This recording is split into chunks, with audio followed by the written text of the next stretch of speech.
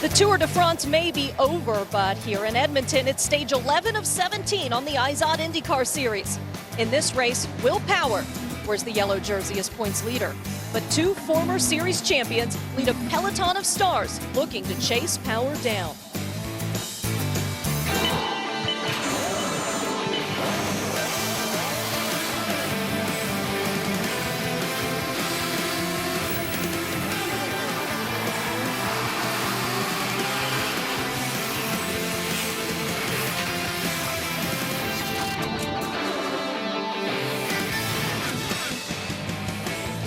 This is Edmonton, Alberta, Canada, where this weekend City Centre Airport has been shut down, where runways have been transformed into a race course, and where 25 stars of IndyCar have been cleared for takeoff on this 14-turn, 1.96-mile temporary street course.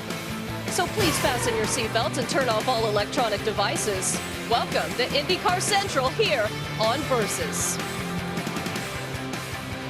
Hi, I'm Lindy Thaxton, back on our Versus stage here on Pit Out. I hope you've had a good summer, but we have sure missed you guys.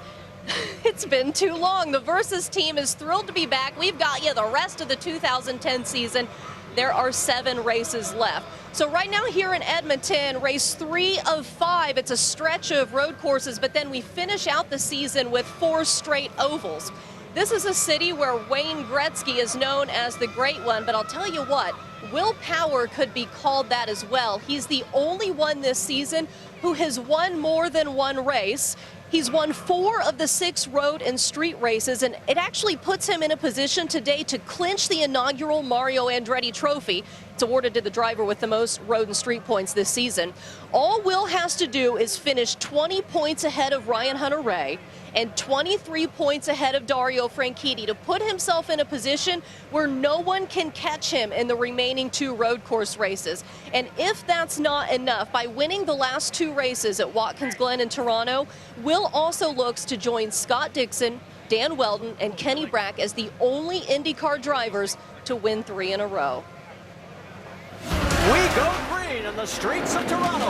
Wilson manages to hold off. Will Power is right behind him. Then Ryan Hunter-Reay. It looks like everybody's going to gamble. Tracy will go to the lead. Paul Tracy sees Dario Franchitti. Dart to his inside, and Dario grabs the spot.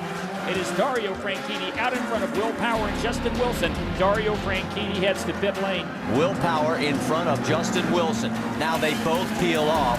Will Power and Justin Wilson drag racing out the exit, and Justin Wilson is just going to beat him. There comes Dario Franchitti, and boy, did Justin take advantage of the situation. Justin Wilson, as everyone now has cycled through, has gone to the front. Now 14 laps to go as Will Power trying on the outside, and boy, does he get a great pass. Justin Wilson has spun coming out of turn number 8. The twin checkers will wave. Will Power is the winner on the streets of Toronto. And Will Power joins me on stage, and you're just getting all sorts of waves and everybody from all these fans. I mean, do you even realize right now you're pretty much the man? I've just been focused on what I'm doing, you know. I just don't even know race to race. I'm really just focused on getting points, being mistake-free, and getting that Verizon car in victory lane. Well, everyone knows you're awesome here at these road courses, but you've not finished higher than 5th on an oval. So to get that title, how important is that to you? It's very important. You know, I feel as though that I can make up a lot of points here on the road courses, but I can't rely on that. We've certainly been knocking on the door for good results on ovals. It just hasn't gone our way. So I think that the 4 ovals we did earlier certainly going to put me in good stead for the last 4. So grabbing these points here is critical. And last year, when you were a temporary driver for Penske, you won here. How significant is that to you? You know, that was actually a very green race. There's no yellow periods except for 2 laps at the end. So, you know, that is ideal for me today. I don't think it's going to happen like that, considering there's been a lot of offs in practice. So you just got to take it as it comes, you know, just hopefully pick the strategy right. Let's throw in something fun here, because we know you really battled with Justin Wilson last weekend. I don't know if people at home know, but his fiance Liz does public relations for Justin Wilson. Can that get a little hairy? Who's she root for? Come on. She says to me, ideally I wanted Justin to win and you to be second. As long as you were ahead of the Ganassi cars, she was fine. So yeah, she's she's a competitive girl and she wants to see her team win. I gotcha. Well, good luck to you, Will. We'll see you out there. Thank you. And now Robbie Floyd is with Justin Wilson. Yeah, Jay Will has more experience here probably than anybody does, and you have a win back in '06. So you do like this course or not? I do. It's a tough track to get right, but it's a lot of fun. And when the car's right, it's a lot of fun around here. You can carry the speed, the momentum comes, and the lap time comes with it. Well, you qualified 9th. How much fun have you had this weekend? This one's been a struggle. We've had to work hard, and it's not what we're looking for. But we keep making change on the car. We can make one corner better, but it makes another corner worse. And we haven't found the right compromise yet, but I think we've made another positive step in warm-up and in practice, so hopefully come race we'll be fine. Yesterday after qualifying, you have to choose whether you use the red alternate tire or the black primary tires. Everyone in the top 20 went one way, you went the other. Why did you go with the primary? We figured You can tell me.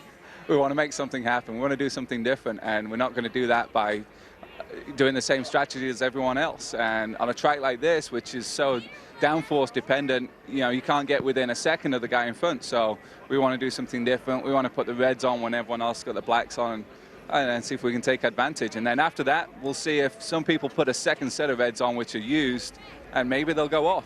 Thanks a lot, Justin. Good luck out there. Lindy Thaxton will find out if that difference will be enough. We sure will. Thank you, Robbie. And Justin's had good finishes here at Edmonton. Not only did he win a Champ Car race here back in 2006, he also has 4 top 5 results. He's actually never finished worse than 8th. Well, let's take a look at the points as they stand now. With his win last week and yesterday's pole, Will Power increased his overall points lead over Dario Franchitti to 43 points. And by finishing 3rd in Toronto, Ryan Hunter-Reay and Helio Castroneves, they flip-flop positions, with Ryan moving back into the top 5. And as we mentioned, Power has a commanding lead in the Mario Andretti Trophy standings. As the top road and street course driver, he leads Ryan Hunter-Reay by 86 points and Franchitti by 89. Justin Wilson sits in 4th with 5 top 10s in 6 road and street courses. Ganassi teammates Dario Franchitti and Scott Dixon, they start in row 2 together today. Of course, Scott Dixon, the 08 Series Championship, Dario Franchitti, 09. They are both trying to reel in Will Power right now, and they are both standing by with Jack Arute. And Lindy, there's already been a little bit of a celebration, because at the Brickyard 400, Jamie McMurray for Target Chip Ganassi and Bass Pro Shops brings the car home victorious. And Dario, this is getting to be a sweep at Indianapolis for Target Chip Ganassi. Yeah, it was great to see both Juan and Jamie doing a great job today. Obviously, feel bad for Juan that had the problem there, but Jamie brought it home. Chip's won the Daytona 500, Indianapolis 500, now the Brickyard at 400 this year. So he's on a roll, and it's now up to Dixie and I today to do the job for Team Target. Yeah, you guys didn't get a call or anything from Chip telling you, you got to press a little harder, have you? I'm sure his phone's blocked up right at the minute, and he's probably not caring about too much what his phone's doing. But it was a huge race. Definitely feel bad for Juan. Obviously, in the Target car, looked like he was dominating the race. But more importantly, hopefully we can pull that through today. A 9 and 10 1-2 would be huge for us. Yeah, let's talk a little bit about what lies ahead specifically for you, because while he is chasing down Will Power, you're trying to, hold station, as one broadcaster likes to say. Are you feeling pressure that you have to push the button harder, or how do you change your luck at all, Scott? I don't know. It's just been one of those seasons where nothing's really clicked, and we've had a lot of DNFs on the road courses. But the great thing is that the cars had speed. It's obviously probably not as good as the Penske cars, but we're definitely closing in on it. But we got to have a clean race. We got to get to the end. We got to get maximum points, and more importantly, we got to try and get ahead of the 12 car and try and close that gap in the championship as well. Now, Dario, when you won the Indianapolis 500, Jamie McMurray got in his own airplane the next day and flew up to congratulate you. I hate to break the news to you, but now you're going to have to reciprocate and fly back to Indy. That's okay, because we borrowed Chip's plane to come up here, so we got to stop off in Indianapolis tonight. So last time we saw Jamie's plane was in Indianapolis in one of the hangars getting worked on. So hopefully we can catch up with him tonight and shake his hand and just tell him well done, because that was a hell of a job. Now, Lindy, if one of these guys win today, it'll be a heck of a sweep for Target Chip Ganassi's operation. It sure will. Thank you so much, Jack.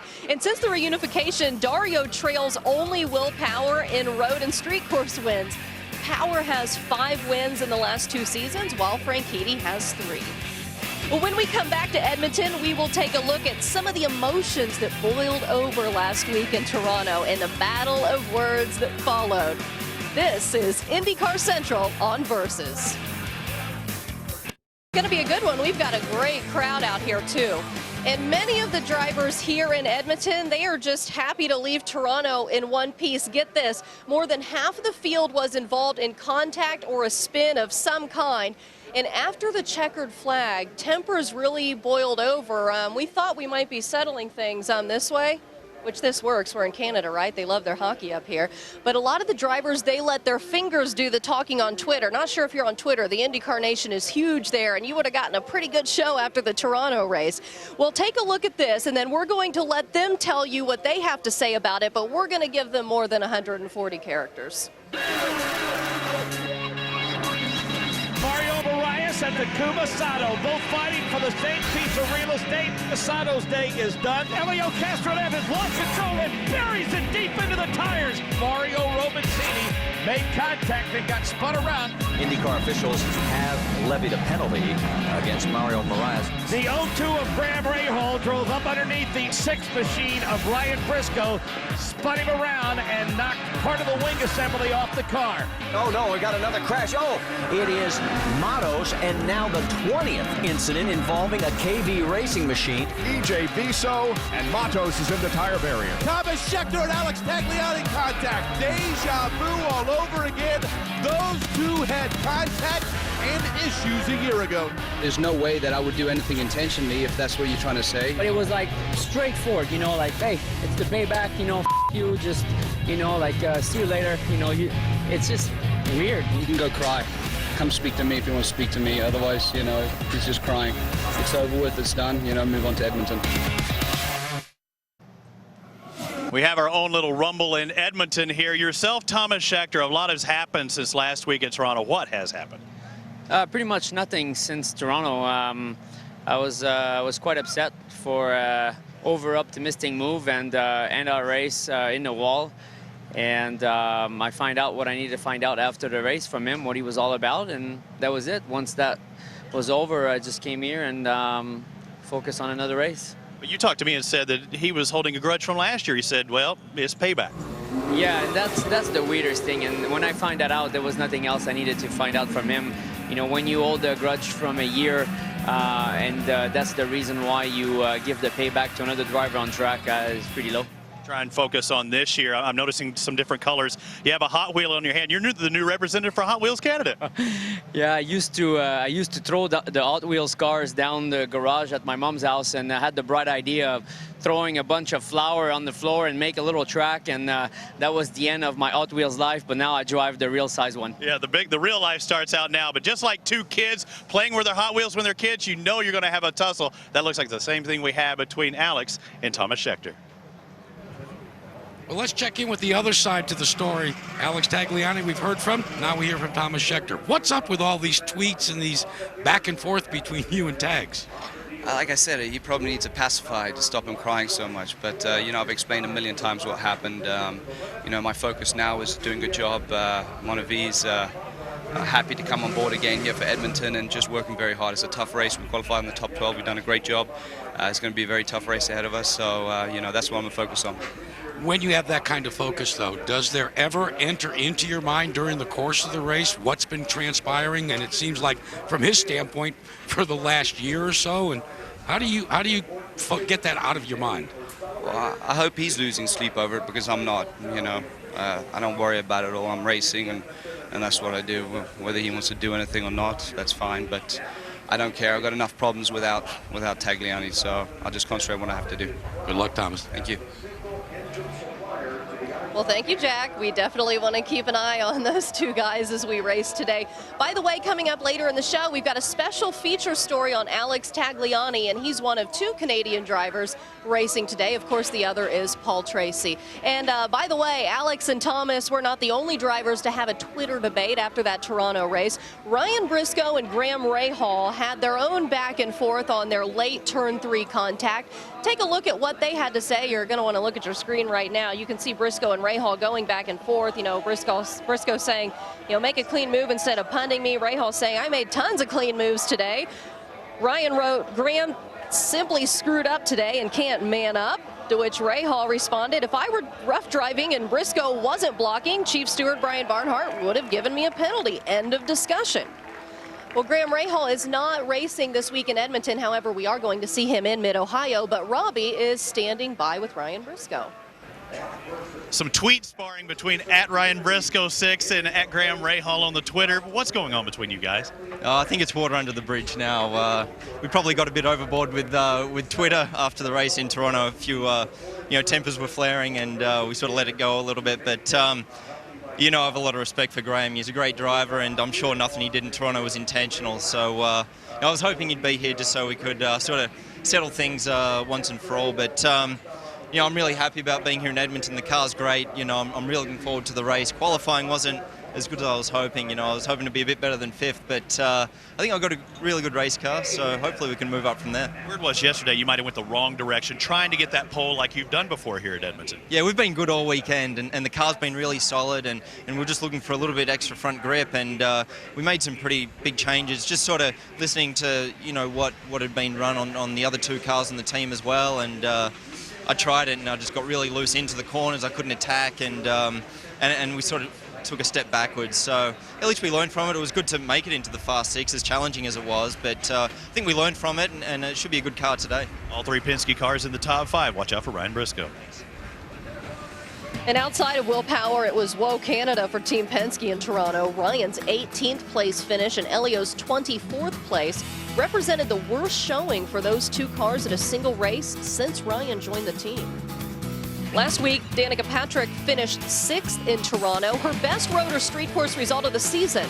Today, Danica will start 21st, but keep in mind, she also started 21st in St. Pete and ended up in 7th. Speaking of 7th, that's where rookie Simona Di Silvestro will start today. Her career best IZOD IndyCar starting position. We'll talk to her when we return here in Edmonton. I was on the wheel when I was 2.5 years old. I just loved the feeling of moving fast. About high school time, I got a road bike and really got into the competition world. And so does university, I was seriously competing, and I really loved it. Mentally competing on a bicycle, but of course in my heart, something missing is always mud racing. I'm a big fan of the bike racing, and the Tour de France is the pinnacle of road racing. One opportunity I had was called Étape de Tour. That was a week before Tour de France. Used exactly the same course, so 8,000 people entered. In the front line, Alain Prost and Miguel Indurain, and I really enjoyed it. One day, if I had any chance to ride on some professional, that'd be a dream. After a strong oval race at Iowa where Takuma Sato ran as high as 3rd, he had his best IZOD IndyCar finish on the road course at Watkins Glen. Today, he will try to improve on his 25th place result in Toronto. And with Takuma's start in cycling, I'd imagine he caught a few stages of the Tour de France. It actually finished today. After our race today, you can catch the final stage right here on Versus. And on another Versus note, for more IndyCar info, including Will Power's blog and This Week in Indy with Lindy, you just need to check out Versus.com. Well, we have some driver news to report. The Indy Racing League has placed Milka Duno on probation for the remainder of this season, and that is for, quote, not consistently meeting minimal performance standards. Track officials withdrew Milka from last week's race in Toronto for driving too slowly. On a road course and a street course, the standard is based on time, and that is expected to be 107% of the lead car. So, of course, we'll keep you posted on what's going on there. Duno will start last today. She's starting 25th, while Danica Patrick starts 21st. The top qualifier of the 3 women is Swiss rookie Simona Di Silvestro. Coming off her career best finish of 9th last week in Toronto, Simona starts today from a career-high 7th spot, and she's standing by with Jack. Along with Simona, we have Keith Wiggins, who is the owner of HVM Racing. And Keith, very quickly, I want to find out from you what you think is the key to Simona's performance here thus far. Well, I think, first of all, her talent. We've got some good support with the trainer, and as always, a team effort. You know, everybody went she was good on feedback, and we managed to get the car right. So now you've won here before, but it was in an Atlantic car. Can you transfer anything from up here to this racetrack? You know, it's very different with the IndyCar. It's much faster and everything. So, and the race is going to be much longer, much tougher. But you know, it was nice to kind of know the track here before, and I'm really happy to be starting 7th here. You know, I think it's going to give us a little bit of an advantage starting more up front. Good luck to the both of you. Let's check in with Robbie Floyd. Robbie? I'm with the man Helio Castroneves in the number 3, sitting outside of pole. He can't quite get that pole in the past 3 years here, huh, Helio? That's right. We keep knocking on the door.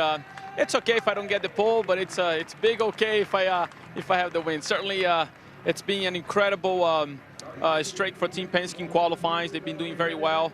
And again, my man Power Williams, so he's doing really good. So again, we're gonna have a good battle today. 2 second places in your 2 years here. What's been the difference that kept you from taking that top spot?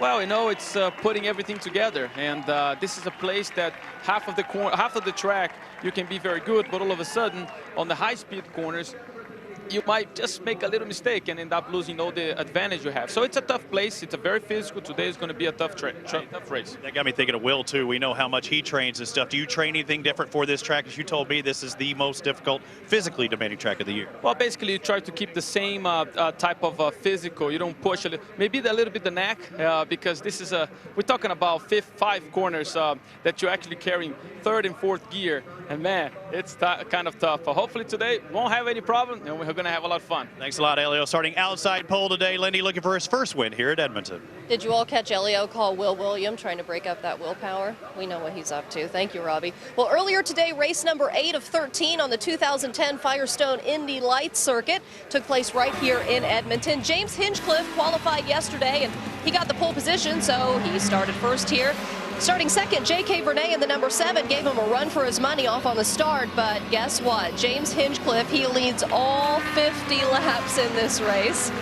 He ends up taking the checkered, and I'll tell you what, these Canadian fans, they went wild because James Hinchcliffe is Canadian, so they love to see him win that race. In this Mazda Road to Indy update, let's go ahead and take a look at the overall point standings from the 3 Indy Ladder Series, starting there with Indy Lights. J.K. Vernay, he still leads the point standings. He's over Hinch by 55 points at this point. In the Star Mazda Series, Connor Daly has won 4 of 7 races to lead the overall points, with Anders Krohn in second place there. And while at the halfway mark in the USF 2000 Series, Sage Karam, a 15-year-old driver for Andretti Autosport, leads the point standings with Patrick McKenna in second place. Both the USF 2000 and Star Mazda divisions race at the Autobahn Country Club in Joliet next weekend.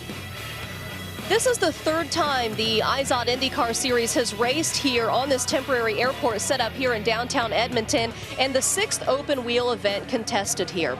Jack Arute has more on how to race here from our IZOD Pit Performance Center. This will be the first time that the overtake button will be in effect here at the Edmonton City Center Airport. It's kind of interesting when you take a look at how many pushes you have, but it's also the reset that will determine whether you use it offensively or defensively. Now, it's pretty obvious. Offensively, you wanted to press the button about here because this is basically the longest straightaway. You'll be able to use that extra 10 horsepower. But defensively, here's where it gets quite interesting. Coming off of turn 5 and 6, if you push the button for the duration, you might be able to use it defensively to keep someone at bay. But here's the conundrum you'll find yourself in. Use it defensively there. You won't be able, because of the 10-second reset, use it offensively at the longest part of the racetrack. So which is it going to be? A good offense or a good defense? I think that'll be up to each individual driver during the course of the race. Lindy?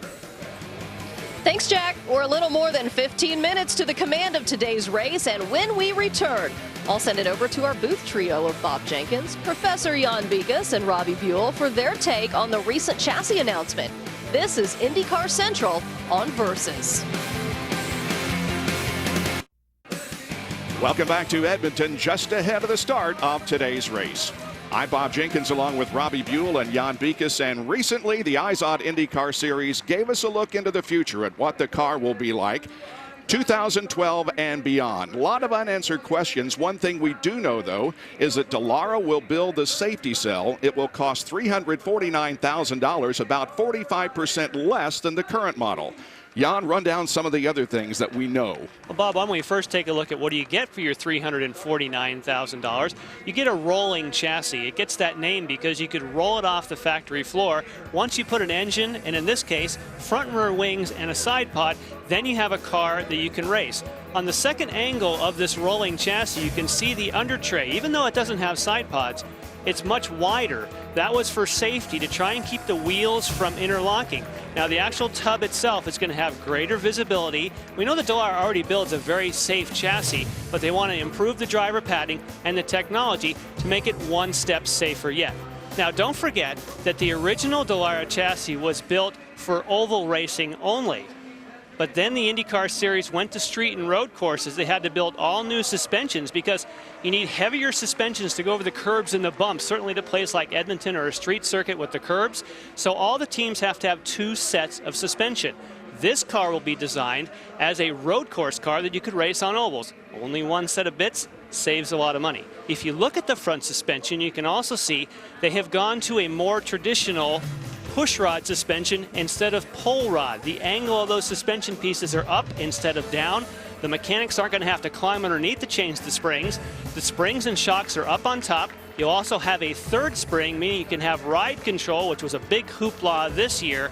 And overall, remember, this car has been slated to be 185 pounds less. So what's the big deal about 185 pounds? For every 15 pounds, the car is 1/10 of a second faster.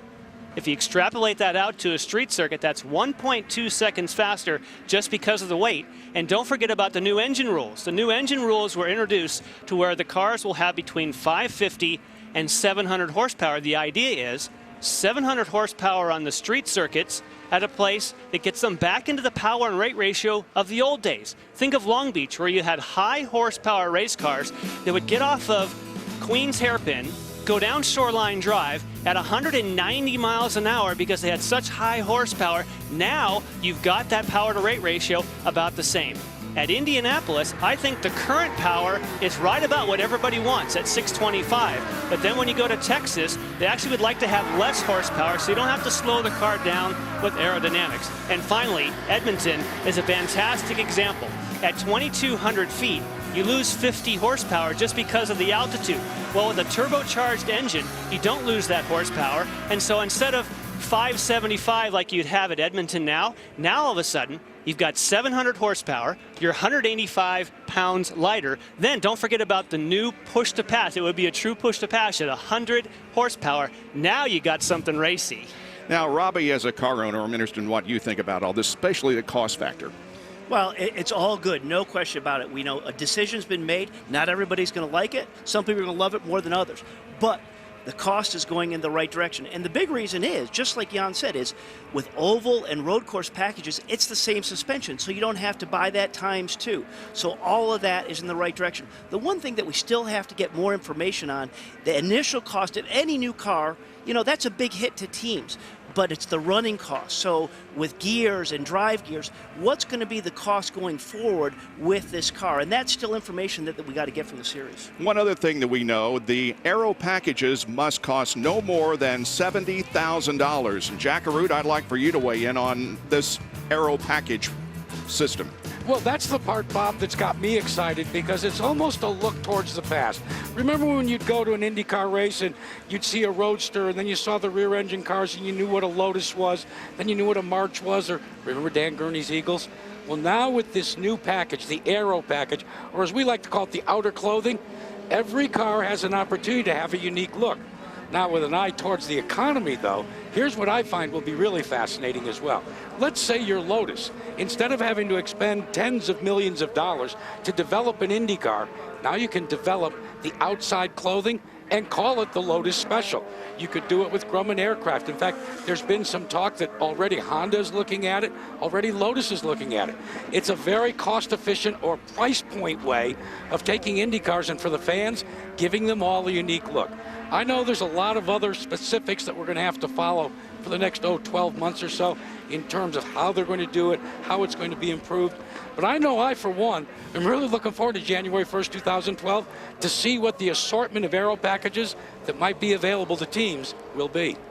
And I think one other thing we need to talk about is parity, and will these aerodynamic packages be in par with each other? Yeah, and it is one of the things that's really exciting is the innovation of bringing these aero packages in. I think all the fans love that. My mind as a team owner, I jump way ahead and I say, okay, how are we going to make sure there's parity for all the teams? So you don't know who's going to win that race when you show up at the racetrack. How are they going to maintain that? How do we police that? And those are things that are all going to unfold, but it's the innovation side of it's great. Well, that's the story of the 2012 Car of the Future. Let's hope everything works out the way they want it to. Lindy? Thanks, guys. Clearly, the next year and a half leading up to 2012 will be very interesting to watch. Well, earlier in the show, we talked to Alex Tagliani. When we come back, Alex takes us on a tour of his fast race team headquarters. Stay with us.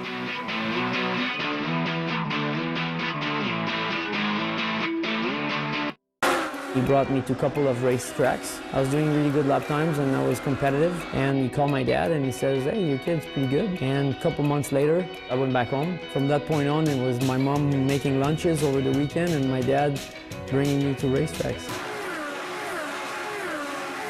As you can see, I'm now on pit road. We're just about to get this thing started. Although Alex Tagliani, let's talk more about him. He hails from Montreal here in Canada, but he lived for a few years in Las Vegas.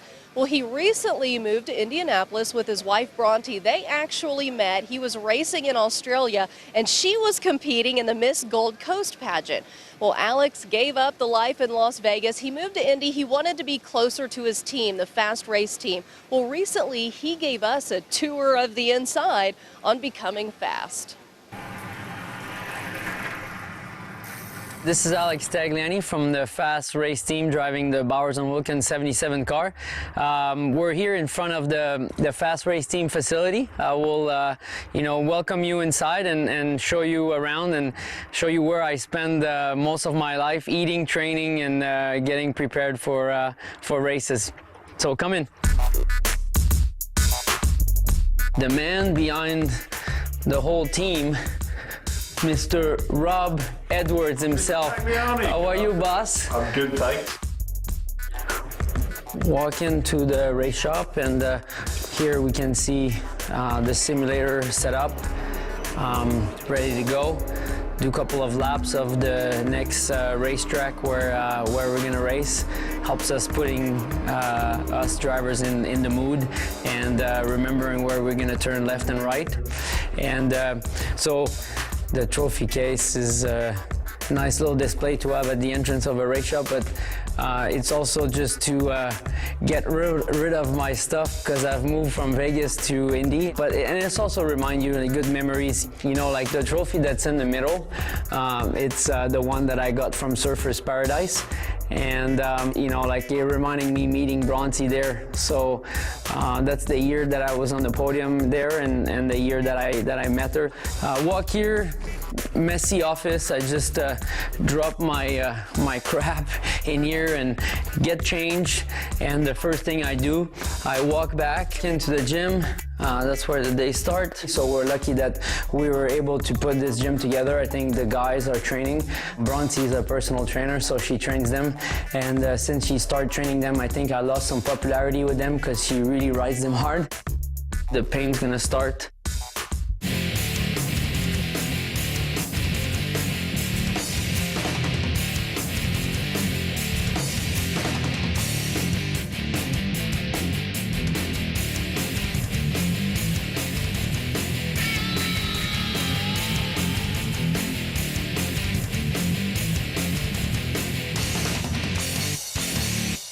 So that for me is one set.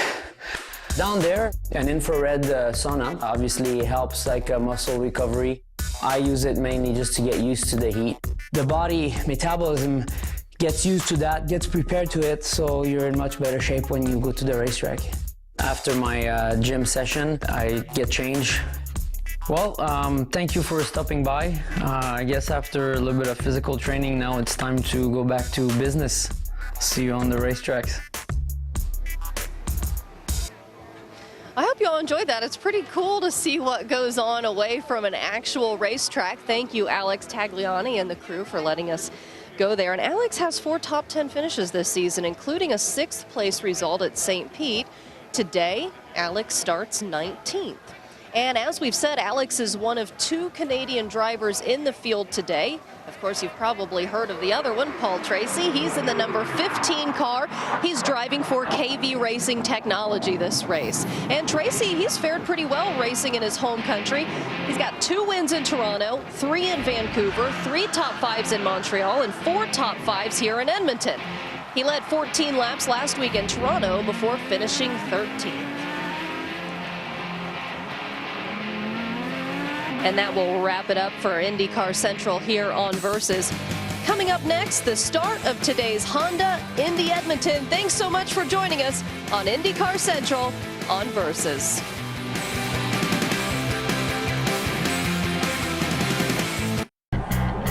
"2010. Will this be the year of the championship for Team Penske and Will Power?" Will Power will win the 2010 IZOD IndyCar Series opener. Lately, it's been downright domination for this Australian road course warrior. How good has this guy been this year? For the 2nd time this season, he'll attempt to become just the 4th driver in series history to win 3 races in a row. The Twin Checkers will wave. Will Power is the winner on the streets of Toronto. He has dominated the road and street courses in the IZOD IndyCar Series this year. This week, it's the airport circuit of Edmonton, where last year Power took his first IndyCar Series victory. It's the summer stretch.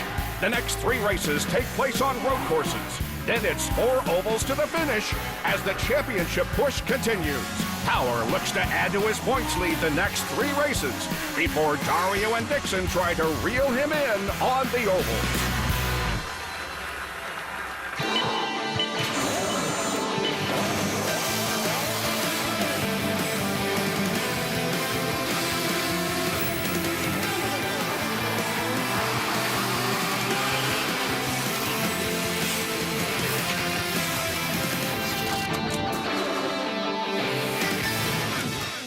For the 2nd consecutive weekend, we're racing north of the border. Welcome to Versus coverage of IZOD IndyCar Series racing from Edmonton, Alberta, Canada. Race number 11, 6 to go after today, 2 more on road courses, and then 4 ovals to wrap up the season. This event today held on the runways and taxiways and connecting roads at Edmonton City Center Airport.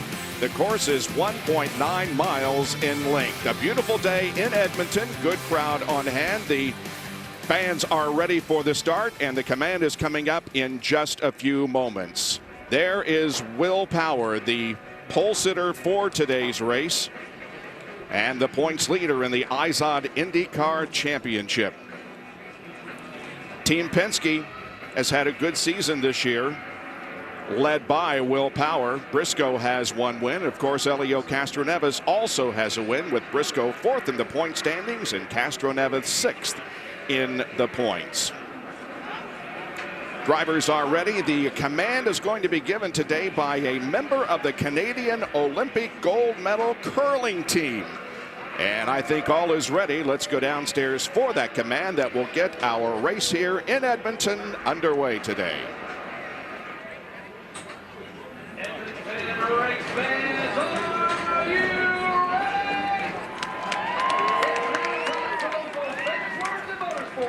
Please welcome men's curling Olympic gold medalist Kevin Martin as he gives the command.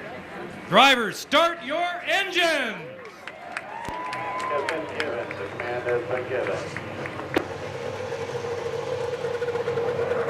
Kevin Miller, a member of the Canadian Olympic gold medal curling team.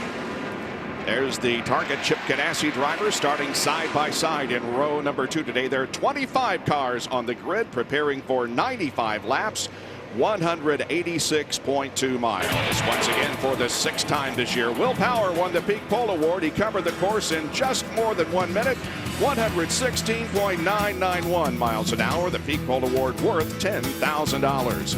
Justin Wilson's pole last week at Toronto prevented Team Penske from setting an open wheel record for consecutive poles. Team Penske now tied with Dan Gurney's All-American racers with 8 straight poles.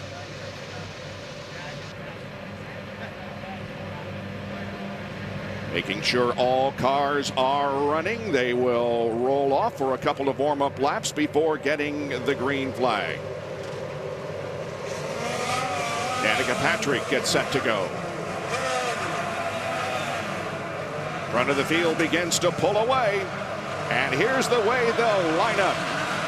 Will's teammate, Elio Castroneves, going to be on the outside of row number 1. Target Chip Ganassi teammates Scott Dixon and Dario Franchitti in row number 2. Row number 3, Ryan Briscoe and EJ Viso. By far, EJ's best start of the year. His previous best start was 9th at St. Pete. His best finish so far came 3 races ago on the oval in Iowa. Rookie Simona Di Silvestro has her best career start. Alongside her will be Ryan Hunter-Reay. Starting 9th, Justin Wilson, last week's pole sitter, and 10th will be Rafa Matos. And Rafa Matos, this is his best starting spot all year. He's won on this track before in Atlantic. He's a talented driver. Can today be his day? Row 6, Hideki Muto and Thomas Schechter. In the 7th row, Takuma Sato and Mario Moraes. Home country favorite Paul Tracy and Marco Andretti are in row number 8. And you saw that Paul Tracy was right behind 2 teammates. Remember, Paul is always a fast starter, but last year he punted his own teammate, Mario Moraes, in the very first lap. He hopes to avoid that one this year. Back to row number 9, Mario Romancini and Alex Lloyd, a couple of rookies in the series this year. The 10th row consists of Alex Tagliani. We met him and his race shop just a few moments ago. And Bertrand Baguette. Danica Patrick starts inside row number 11 and Dan Weld into the outside. The 12th row in today's race, Vitor Meira and Tony Kanaan, who crashed during qualifying and has to start at the rear of the field. Milka Duno also did not qualify, so she will be starting in 25th position. 4 different teams have won the 5 previous races here in Edmonton. It's an airport, Jan, and a interesting race course. It's a fantastic layout, and when you look at it from a satellite, you can certainly see it's a nice combination of runway and taxiway. And one of the interesting things is how the beginning portion of the lap is fairly smooth with a nice passing zone, a nice wide passing zone in red highlighted in turn number 1. But 2, 3, 4, 5, all the way up until you get to the exit of turn 8, it's fairly smooth. Then high-speed bumpy circuits with a great passing zone into turn 10. Then bumpy high speed again with a passing zone into 11. And then fly through the fastest chicane, making the fastest temporary circuit that they race on. Okay, let's take a view from the cockpit of the car. Here we are with Ryan Hunter-Reay. Look at all that pavement there. We talked about the airports and the runways. It's so wide here. And what's difficult for the drivers is to pick up reference points out on the circuit when it's this wide. They don't know necessarily where they want to be. Also, what it does is it makes it very optimistic for the drivers with those walls being so far back and all that pavement is maybe I'm going to challenge that corner a little bit more. It is a bumpy circuit, not just with the runways, but also hitting those curves. Look at Paul Tracy just hammer that curve in turn 2. Watch it in slow motion. Will Power. He's going to hit that curve, which you want to do that. That's the shortest way through the corner. But then the thing is to get that car to settle and stop bouncing so it hooks up. Look at it in freeze frame. There we go. Paul Tracy, all wheels off the ground. So a busy, tough, physical racetrack. Jack? Guys, unlike most of the racetracks that are road courses or temporary street courses, you don't see a lot of yellows here at Edmonton. In fact, if you take a look at the past couple of races, they've only had a total of 11 laps and 2.5 yellow periods. Now, here are the keys to remember. You got to get 2.9 miles to the gallon. 30 laps is your pit window. So because of you're so close, here's what's going to happen. You're going to be in a situation where somewhere along the line, you're going to have to short pit, and that's going to be the strategy. You want to be the first. Guys? All right, all but 4 drivers going to start this race on the alternate reds, and the green Apex Brazil green flag is out, and we are racing in Edmonton. So is everybody all clean as they sort themselves through all that pavement? It's looking pretty good. Got a lot of racetrack to work with. TK on the high side there, starting in the way back in the green and white 7-Eleven car. You can bet he's going to make his way to the front of the field as quickly as he can. Looks behind Danica Patrick for an opportunity there. Milka Duno has spun already. And And as Lindy Thaxton told you on our pre-race show, she is on probation from the IZOD IndyCar Series officials. And if she's still got a fire in that engine, she should be able to loop that thing around and get going and not have any yellows here. So let's hope that's the case. Will Power and Helio Castroneves running first and second. Dixon and Franchitti are third and fourth as the Homatro safety team goes to the car of Milcaduno. Meanwhile, back on the racetrack as they come out of turn number 12, it is Will Power still leading. Here's that really rough section, 13 and 14, and on to the straightaway. Looking off of Justin Wilson's car, right back there. Justin's running ninth. Looking back at Rafa, who I said at the top of the show, this has been his best qualifying effort. And Rafa has won on this circuit before back in his Atlantic days, so he knows how to win here. Paul Tracy, by the way, has moved up to 11th position in the first lap, and Tony Kanaan up to 21st. We're on board with him, and another car is off that course. That is Rafa, you know. Oh, man. So now I feel bad that I just said what I said. Well, oh, he's bent something, guys, or he's got a flat in that left rear. Anytime you see the right front come up, that means there's a problem with the left rear. Oh, a little push from PT. And that is what PT has called the chrome horn. Well, you know, you had just said how much Tracy had moved up. There's the hit, a little tap to the left rear. Sure enough, that's why it's flat. But you had just said how many spots Paul had moved up early, and he had moved up last spots. He's almost guaranteed to challenge guys to move himself forward on cold tires. But you never want to do it that way. I mean, that's a tough day for Rafa. He's got to get back to the pits and get some fresh rubber.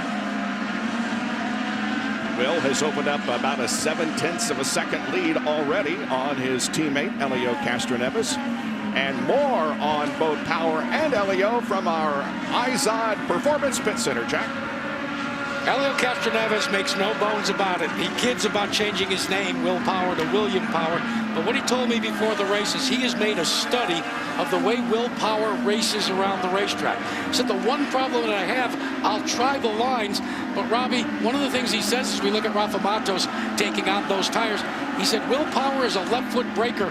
I've tried it, I can't, and that he feels is the difference between he and his teammate Will Power.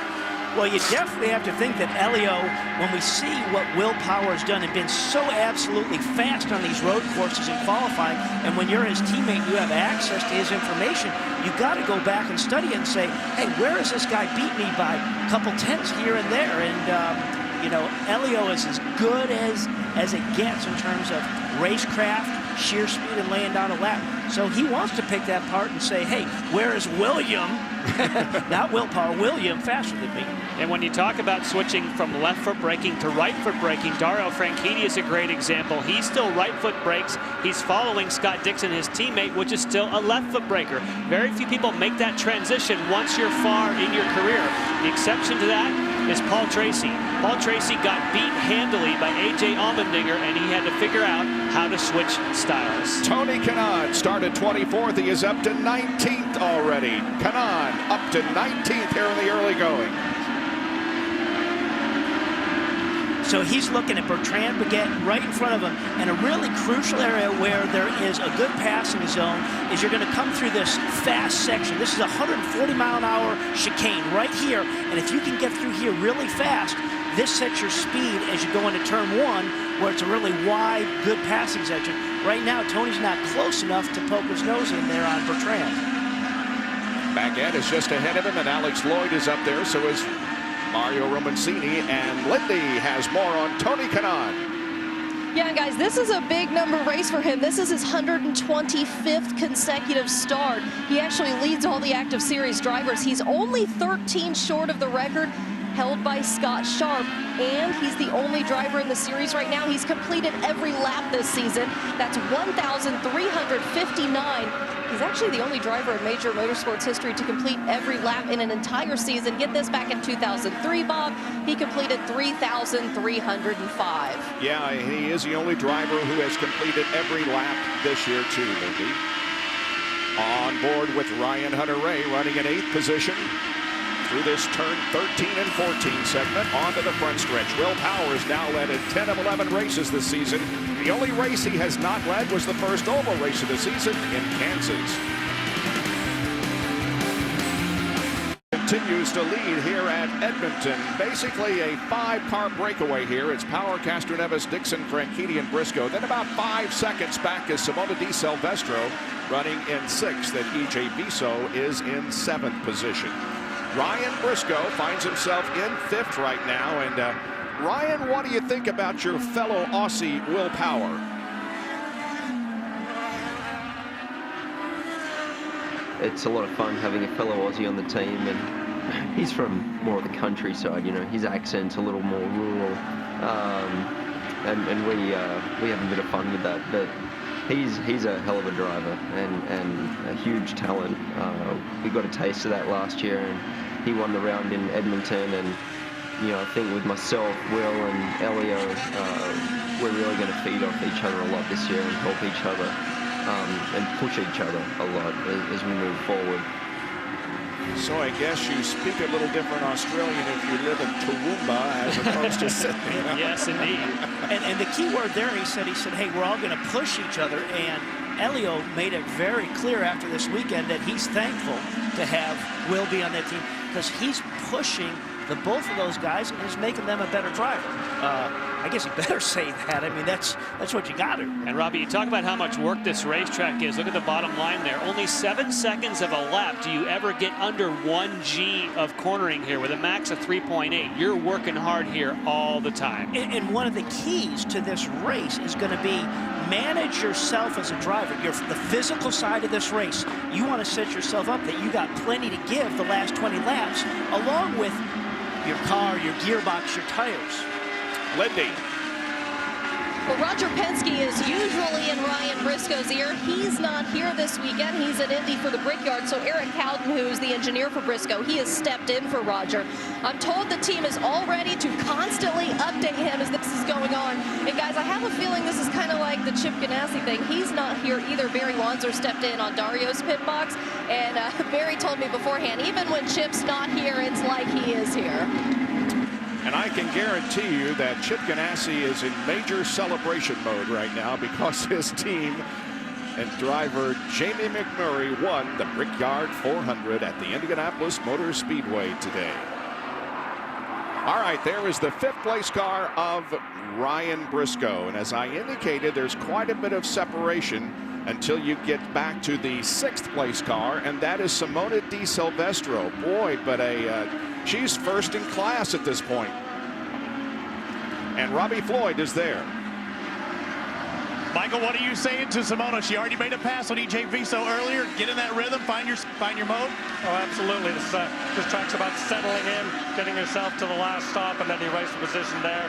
I think you'll find everybody here is pretty much heading for a specific lap that they want to stop on.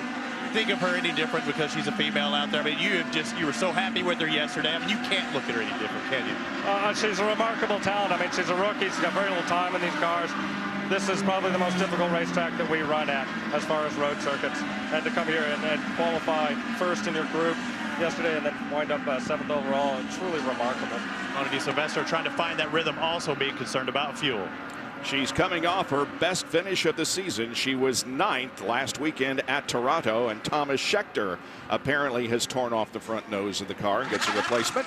Very quick wing change for Thomas Scheckter, but that's just when you heard Michael Cannon talk about settling in. You don't want to be settling in and knocking off the front nose. Well, not when you're only 10 laps into this thing because you're not close to any window. So he's still going to have to come in for 2 more stops, and he's under green right now. While we look at the guys up front, we'll tell you that Tony Kanaan has moved up 6 position, is 18th. Marco Andretti has moved up 5. Tracy up 5. Baguette up 3, and Alex Lloyd is up 2 at this moment. On board with Tony Kanaan, who is running in 18th position, just back of Bertrand Baguette. IndyCar racing from The UFC is at Camp Versus. Next Sunday, surging phenom John Jones takes on veteran striker Vladimir Machusenko. Plus, it's the showdown of explosive middleweights Mark Munoz and Yushin Okami. UCF Live next Sunday at 9 Eastern, all a part of Camp Versus. Up front, it is Will Power with about an 0.8 of a second lead on Helio Castroneves. Just a matter of a few car lengths.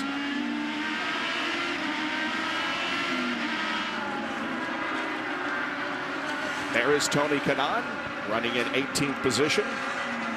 And you know, even though we say at this airport circuit you have all this wide track and it's bumpy and it's opportunity for passing, it still is difficult to pass. Just because it's wide and all that pavement's there doesn't mean you can make it easy clean pass.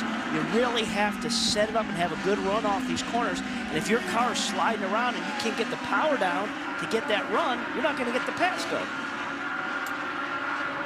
Back up front, it is Power slightly ahead of Helio Castroneves. Jack, what about the pit window here? Bob, as I said at the start of the show, I think you got to look at around lap 30, but unlike most races that we have, you know, most of the pits are concrete, at least where the teams service their car. Take a look at this. It's all blacktop. They're 40-foot stalls, but do you see the wet? Do you see the weepers? Now, this is Helio Castroneves' pit stall. Since the start of the race, they've had blowers out there trying to get these weepers. They just gave up trying to dry it off.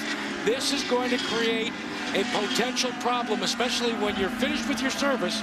And if you light up your tires and you hit that, well, you can get sideways, Robbie, real quick.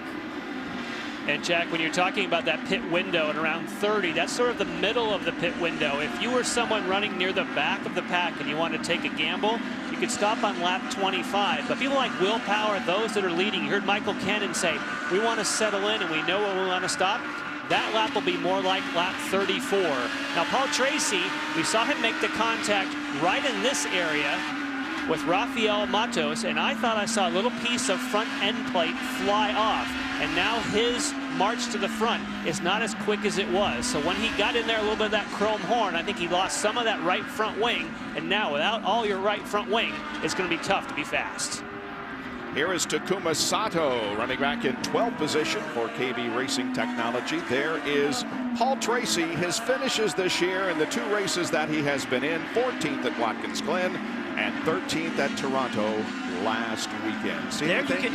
You can see where some of it's gone at the front end of that, but it's not the area that's creating downforce for there. So his balance still maybe should remain the same. The problem is if it is busted, is it going to get worse?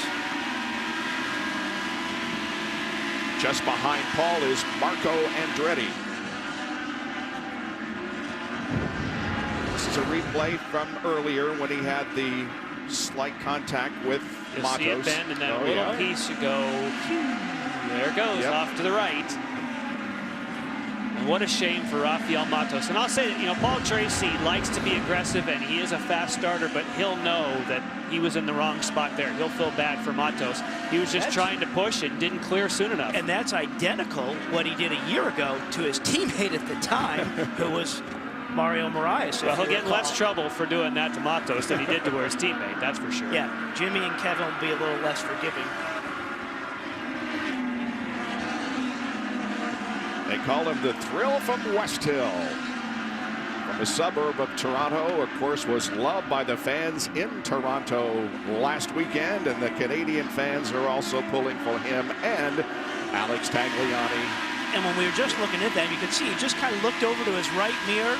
So he definitely is feeling a little bit of pressure from behind with Marco. I mean, again, Paul's not going to do anything with moving over and giving any windows to Marco, but he knows he's there. Whoa, you see that? He just, normally you launch, you saw, Robbie, that shot we had of him launching through the air of that turn 2 curve. Normally you do that in qualifying, not in the middle of the race. And the National Guard car, driven by Dan Weldon, is running 21st.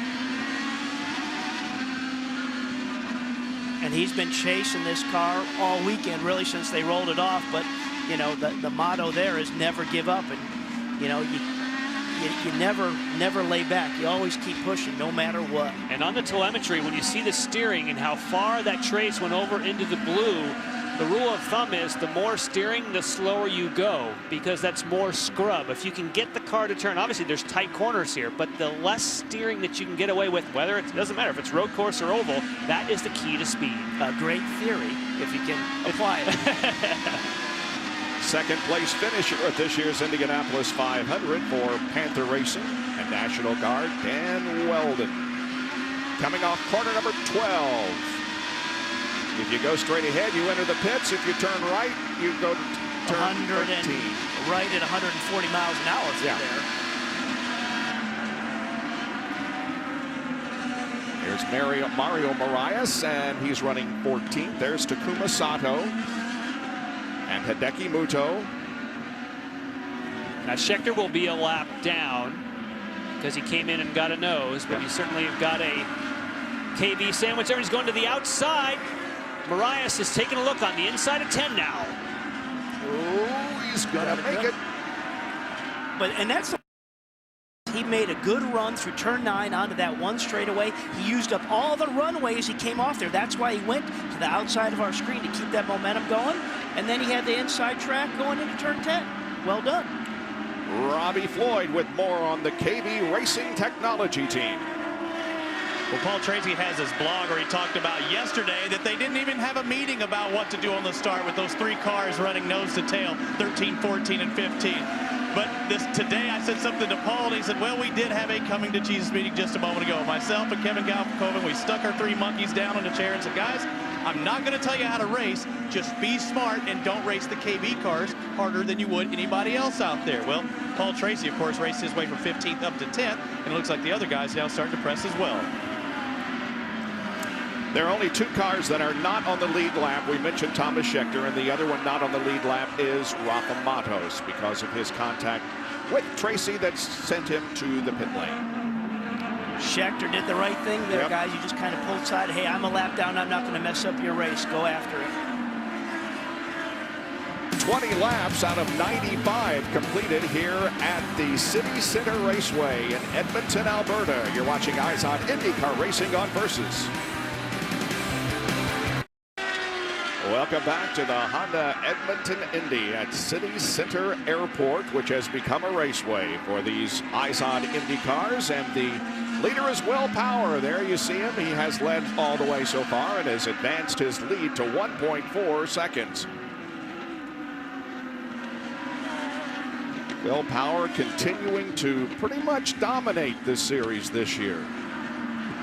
And you just watch his car, and when he hits those curves, it just calmly kind of settles back down. I mean, it really looks like a well-balanced, fun race car to drive.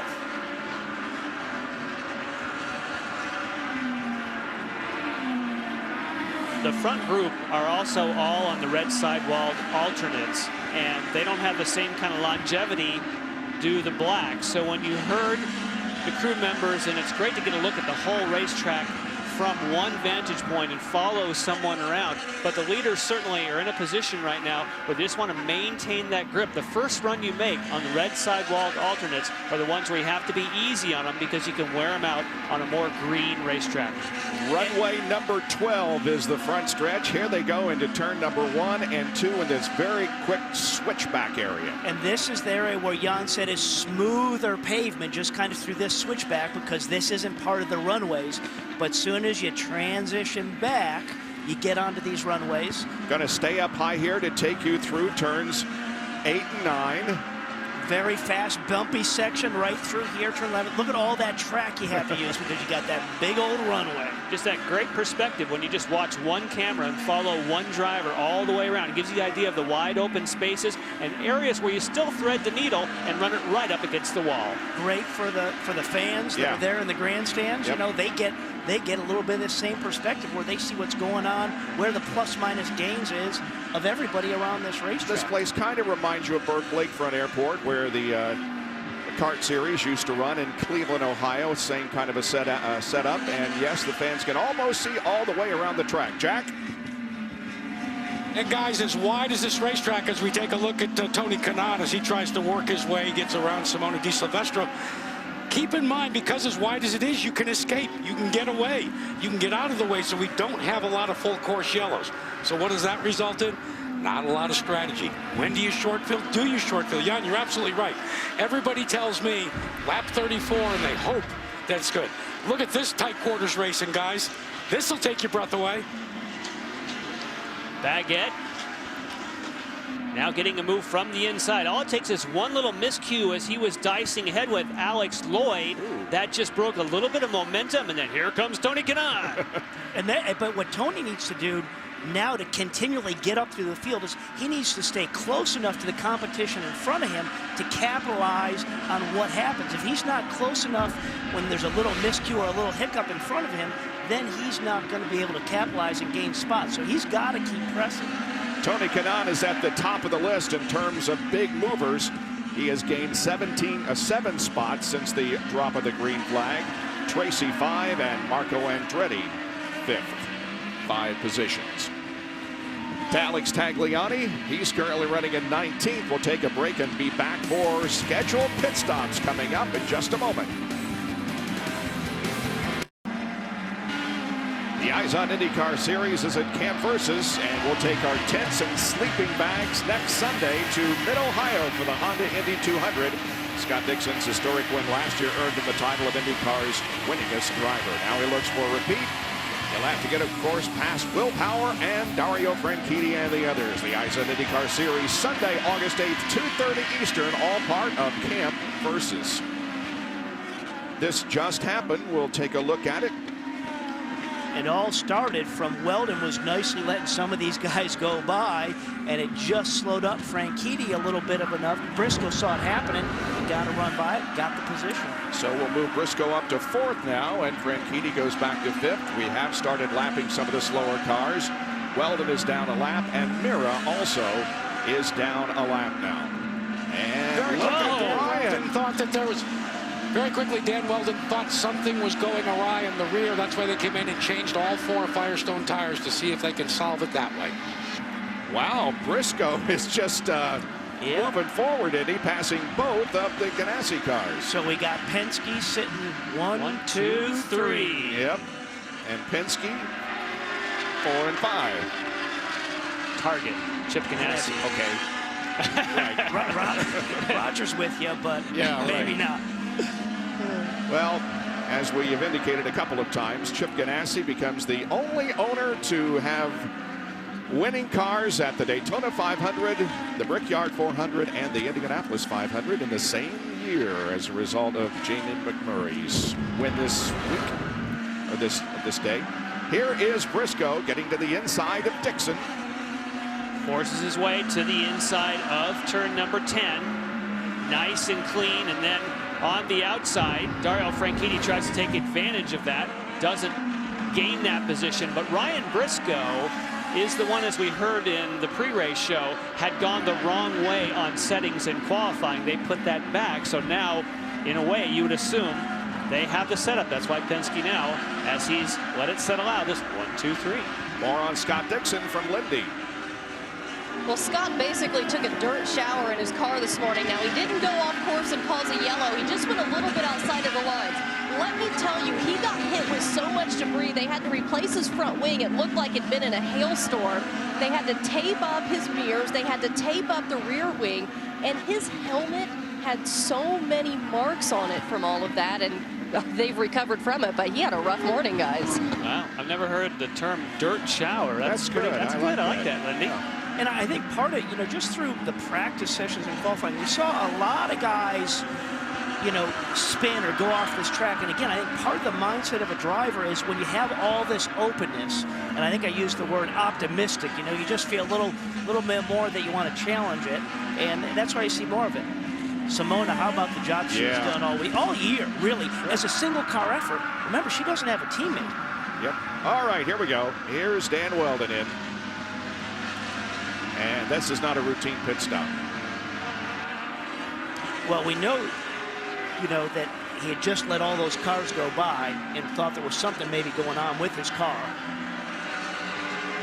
Down to Jack. Guys, I want to show you during pit stops where you really want to focus during the pit stop. In these cases, you want to watch the fueler and the vent man. Why? Because you've got to get that fuel nozzle in exactly right. Paul Tracy's team didn't get it in right last weekend in Toronto. Cost him about 10 positions on the racetrack. Focus your attention during these pit stops on the fuel man.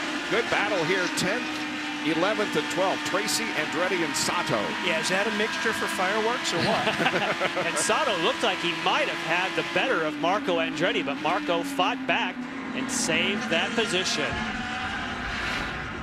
Here's how Tracy moved ahead of Andretti. Good heads-up driving by Marco just to say, hey, he's got me on that gap. I don't want to squeeze him out anymore. That is going into turn 10. And this is where it looked like Sato had been able to take advantage of the broken momentum, but couldn't quite get that job done. Perfectly positioned is Paul Tracy. That's going to slow down Marco just a little bit. Then whoop, right after it goes Sato. But you don't want to be on the outside on 11. That's a tough place to make a pass. So Paul Tracy is in the top 10. And remember, they're at the end of their tire life right now, so there's not as much grip in these tires, and these guys are just sliding the cars all around. Simona Di Silvestro is in, Robbie.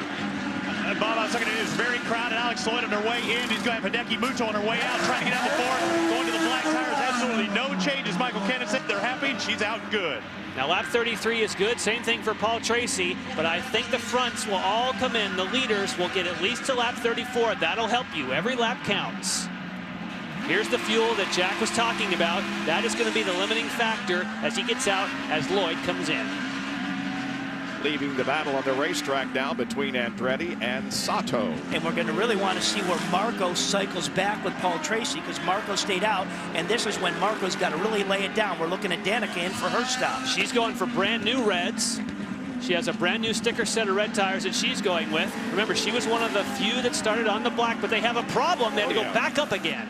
Wow, a very slow pit stop. 12.7 seconds you for saw Danica. the air jack guy pull out, and then he had to go back in, so they had to snug up a wheel nut or something. Ryan Hunter-Reay is laid out. Here he comes, along with E.J. Viso, who was running in 7th spot. Justin Wilson. Stay on board with Wilson.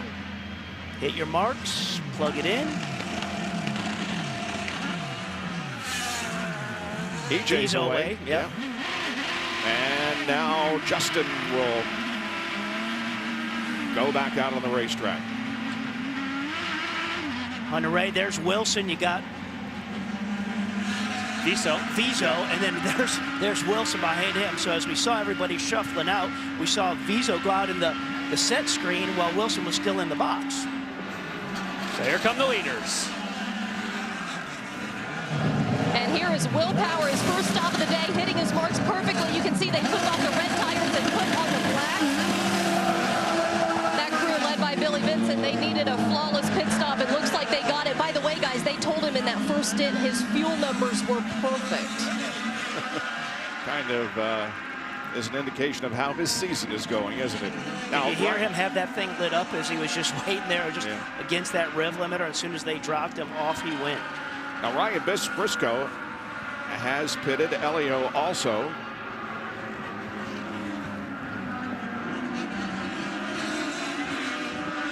Go back to Sato, Tracy, and the 2 Ganassi cars.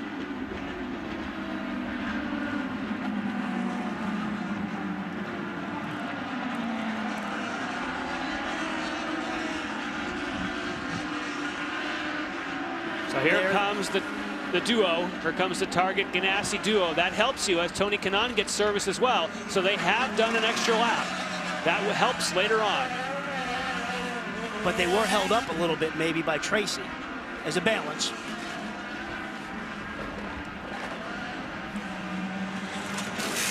The Ganassi boys in at the same time. Dario Franchitti, they're taking off the reds, putting on the black, same as Will Power and same as Scott Dixon. Scott Dixon gets out first, and Dario Franchitti makes it out right after. And you can see how tight of a squeeze that is. You're holding a rear tire. You're trying to stay just as thin as I can and let him thread the needle. Visually, it looked like Dixon had a great stop. Looked like Dixon may not have taken a full load of fuel. That's what Jack was saying before. But I think you'd want to save that till your second stop. What helps you when you pit later, really, it pays dividends the next time you pit because you need less fuel. So that means less time to plug in. What I love here is the threading of the needle between the two. Now let's see if there's any sort of motion or time. No, they waited for the fuel. So that looks like that was a fulfill. It was just very well done. Well done. Well, Will Power has gone back to the front, and his advantage now over Elio is almost 2 seconds, 1.6. Briscoe running third, then Dixon and Franchitti fourth and fifth. Simona Di Silvestro sixth. Ryan Hunter-Reay, Justin Wilson, EJ Viso, and Marco Andretti are the top 10, and Wilson has what, spun? Definitely slow wide on the course there. Looks like he's got some issues, guys, because it's not as though he spun. He's back up to speed here. He's got damage.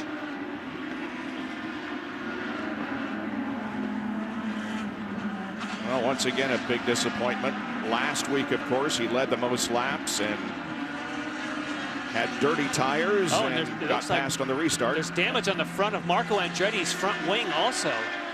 And Justin's car just looks like one corner's down. Yeah, it just looks... It looks like it's something in the right rear because the left front is up.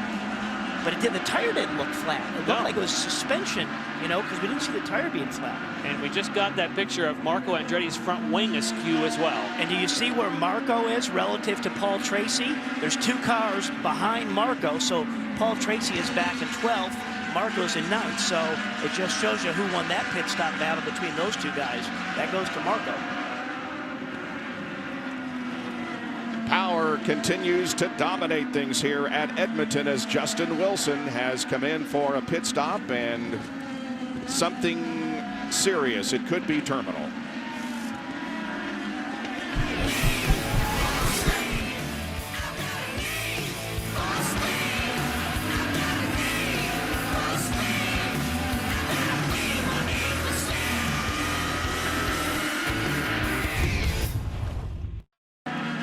Danica Patrick off course here at Edmonton. Long period of time in the grass before she got back on the racetrack. Probably didn't damage her race car, but she took in enough grass into the radiator probably that she still needs to get down pit road. Let's see what happened. Oh, goes to the inside of Baguette, and whoa! I don't think I have room after all. And then you're out trying to find the straightest path that you can back to the racetrack. It just happens to be a really long way. Distance. Like I say, they'll definitely be watching the telemetry back in the pits right now just to monitor the oil temperature, water temperature, just with picking up all that grass. Well, Jack kept talking about how you don't have many caution periods when you have a track this big and wide. You can see why. How far off was the off the racetrack was she, but you still have all that grass to drive across. No harm, no foul. Will Power with a 2.5 second advantage on Elio Castroneves. Now, again, as Libby pointed out in the pre-race show, if Will Power emerges today with a 106-point advantage on second place, he will clinch the Mario Andretti Trophy for Road Course Championship with 2 races to go. Mid-Ohio next week, and then a couple of weeks, and then we will, of course, end the road course season at Infineon Raceway in Sonoma, California. And that's a big exclamation point, the fact that he could clinch that with still 2 more road courses. I mean, that's taking it home there. And the other question is, if he continues on this pace, is he going to clinch the overall championship well ahead of Homestead Miami? Robbie, what's the problem with Justin? Unfortunate circumstances for Justin Wilson. Evidently what happened earlier happened again as he's pulling back into the pits. Just a minute ago, the right rear broke. He said something's wrong, didn't know what. The team didn't know what. They pulled off the cowling, and take a look at this. This is the top part, or the bottom part, whichever, of the shock. There's where it's supposed to attach onto the dampening rod. The rod goes in the middle. It just broke the rod. So he comes back in again now, and they're saying it happened again. This time they're looking at the left rear. That just shows you how demanding, how tough, how rough this Edmonton course is. And we just saw that universal sign from Justin that something wasn't right in the rear end. When something isn't right in the rear end and you go for the brakes, you get spun around there. And that's the car just under straight line braking right there. Just totally gets out. It's like you lose one of the corners, almost like a wheel coming off. On board with him. Let's see, he's going into turn 10, braking right now. Drag.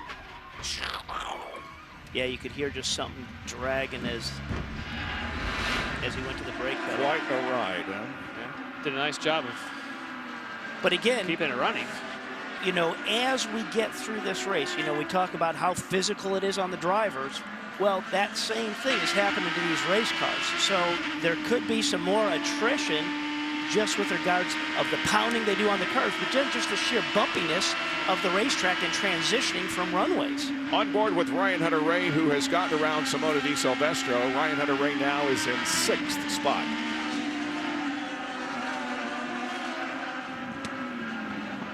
Trying to make sure that Power doesn't clinch the road course championship this weekend. Here's how it happened. Same place we've seen before, Robbie. Yep, good run off of turn 9, come to the braking zone. I got the inside. You can't turn in till I get by you.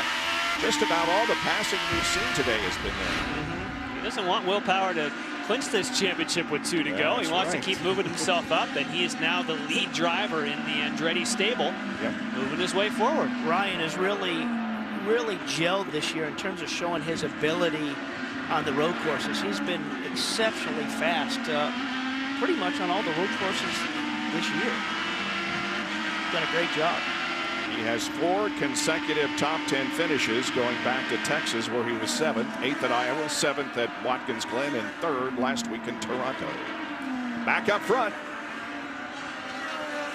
it is still Power, Castroneves, and Briscoe. The 3 Penske cars are running 1st, 2nd, and 3rd. The Target Chip Ganassi drivers continue to run behind Team Penske. They're in 4th and 5th, namely Scott Dixon and Dario Franchitti. Jack?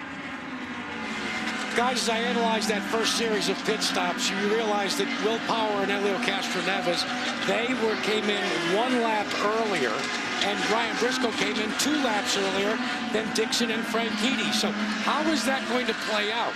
Well, remember, fuel goes into these cars at approximately 3 gallons a second. Your next pit stop, if it stays green, should be your last pit stop, and you'll have plenty of fuel.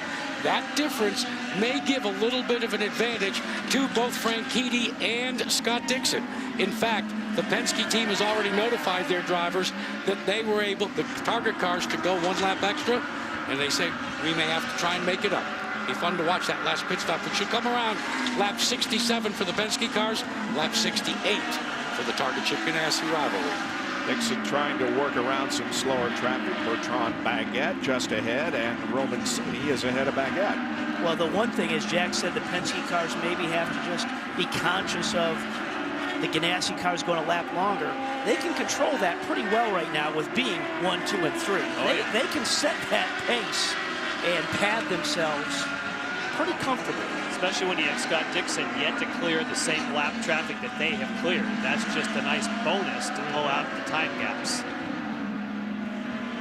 On Marco, I think Marco might be slowing. We had said earlier that he had a front wing dislodged, and now he's holding up this train a little bit.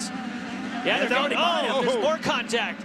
So Marco is slowing. They're all trying to thread their way by. And I think that was Dixon maybe brushed the back of Baguette a little bit. Nothing that you'd hurt. Scheckter going slow on the left side, Marco going slow on the right side. We know that his nose wing is askew, but this looks, the camber on the right front doesn't look right to me, and you can see the wing is really dragging now. Yeah, the front nose is on, but the main plane, that front main plane is dropped down.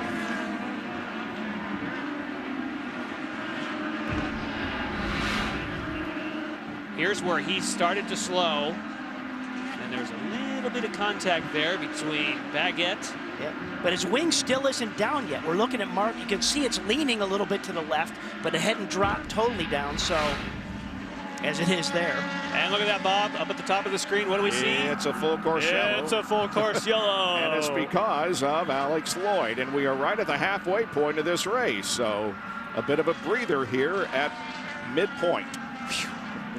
We needed that because that's going to bunch him up and get some more. That's right. Get some more action. Then all of a sudden, it's not driving for fuel. It's driving for position. I was going to say, so any fuel concerns there may have been for the Penske guys, that went away. And the good news is it just brought everybody back together. And hopefully Marco Andretti has repaired things that he can get back into the race. I think that camber that I saw was because it's so interesting. With no downforce on the front was running high, and then it makes the camber look off. So it's just amazing if the front wing isn't doing what it's supposed to, how much that gets the car tipped.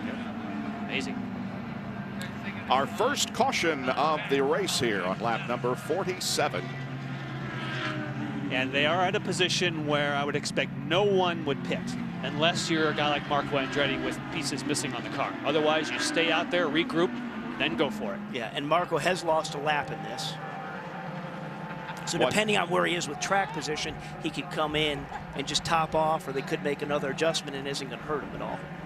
Hideki Muto between first and second. We do have 11 cars on the lead lap at the midway point, and the Homatro safety team goes to the aid of Alex Lloyd.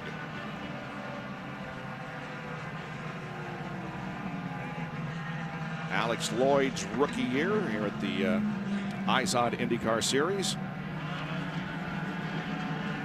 I just saw Justin Wilson go by, so obviously they've tried to fix again on his car. It just takes 2 rear shocks. Yeah, you got to keep going. Got to keep plugging away. Yeah. Eventually, you got to say, wait a minute, we don't know what's causing this, so well, figure it out. There's a lot of curb hopping, a ton of curb hopping. Yeah. And that would make sense if it's on the right side, the right rear, because that's that one big curb you hit. Oh, yeah. Well, they're laid out, but is that just a... No, I would say... That's just a practice for the guys going over the wall there, just to get their positions. Yep, you got them. I like it, though, because it got my attention, because I just finished saying no one would pit. That's and I'm right. like, hey, what are you doing? The pits are open, and we'll now see... And the reason that you're saying that, Jan, is because even if you did come in right now, you still would have to make another stop no matter what. So now, why come in? Stay out till you get into your window to make just one more stop. It does work, though. I've looked like 4 times over here. Do I sure have the number right? I'm like, no, there's no reason why they would pit in my book unless they've got some really interesting strategy that I haven't figured out yet. Well, we'll see here in just a second, because they're coming down the straightaway that will lead to the pit in.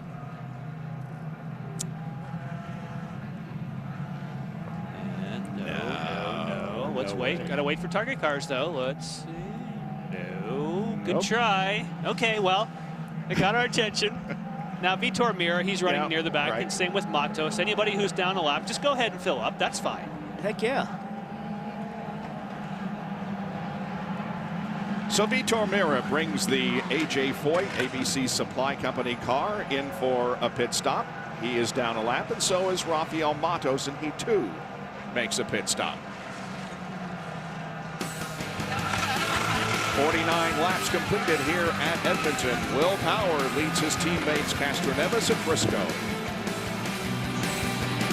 At this time, we have just gone back to racing. Will Power, and there's Hideki Muto moving over to allow Elio Castroneves to so much for the bunching up on the Power already.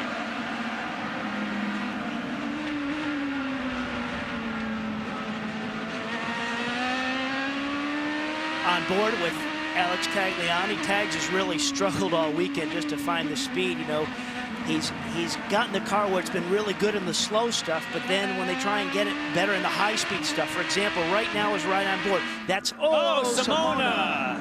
They say yellow breeds yellow. Yep. Is she got it fired up, guys? Can you grab reverse? This doesn't look like she's got anything going on. She was running 7th. That means I need to get the car fired up. So did she do it by herself, or was there some help? EJ Viso, with whom she was racing for 7th position. So a little bit of help. Yep. Yep. Paul Tracy's moved up to 7th. And he takes a spot from his teammate. Wow. Well, gotta seize the moment. Yep, thanks for getting everybody out of the way, EJ, thanks. Marco back in. As Simona wants desperately to get the car fired up so she can get back in the race. Well, if they hurry, she's obviously trying to keep from losing a lap, And but it's not going to happen. Not going to happen. And again, Jan, we are not going to see any of our lead group in. No. Because we are not close enough to that. Probably we got to be at lap 70 before you 60 try and make actually. 60 for the early part of the window, 70 on the last. So our second full course caution comes quickly after number 1. Power leads. World Extreme Cage Fighting is at Camp Versus this August. The bantamweight belt is on the line in a rematch of two of the most explosive fighters. Champion Dominic Cruz is set to make his first title defense against top contender Joseph Benavidez. World Extreme Cage Fighting live August 18th at 9 o'clock Eastern, all part of Camp Versus. Getting ready to go back to racing here at City Center Airport in Edmonton, Alberta. Will Power, Elio Castroneves, Ryan Briscoe, Scott Dixon, and Dario Franchitti are your top 5. And now Ryan Hunter-Ray is running in 6th position. And Simona Di Silvestro has gotten restarted. Lindy? Well, Bob, Will's team just told him, hey, Will, they're giving us a warning. You went a little bit too fast on the last restart. All right, then. So let's punch him up there, Will. He's a pole sitter. He can set the pace. Yeah, but he had Hideki Muto behind him last time. Now he's got Castroneves, so I think Castroneves will be right there. Oh, look at how it backed it all the way up there with KV cars. Whoa! And a KV Brazil. car in the middle. Apex Brazil, green flag comes out, back to competition. And they squeeze down into turn 1.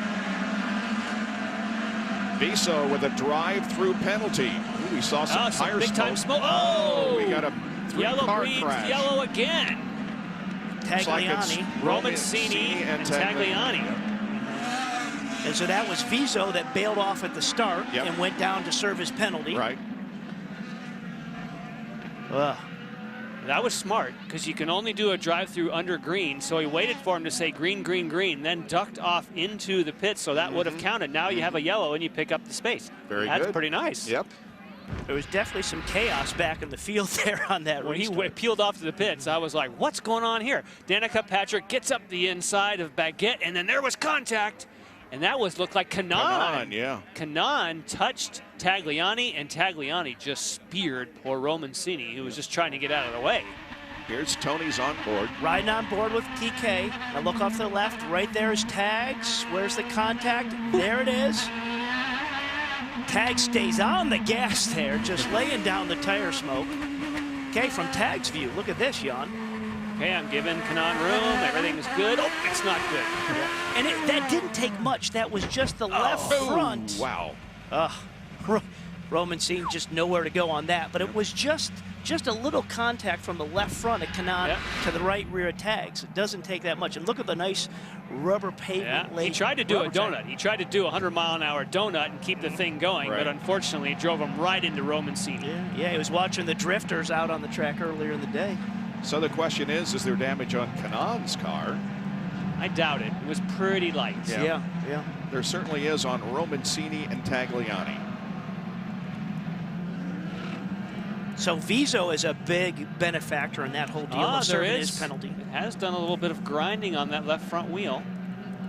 And you can certainly see the reciprocating wheel mark on the side of Mr. Tagliani's machine there. Right on the B of the Bowers and Wilkins, the smaller one. At least he didn't rub off the sponsorship.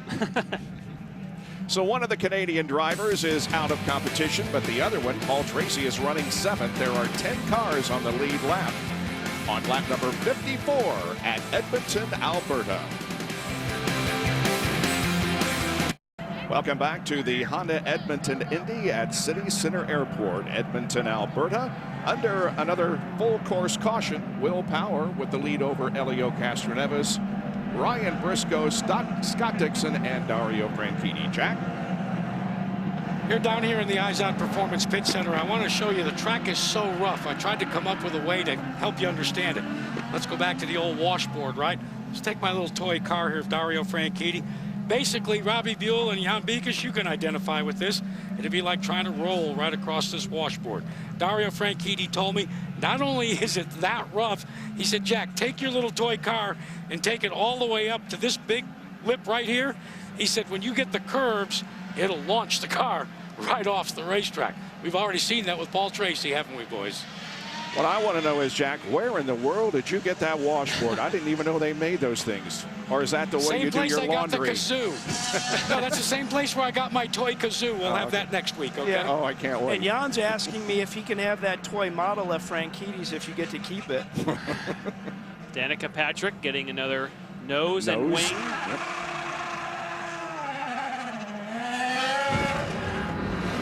Now, watch EJ Viso just as the green comes out.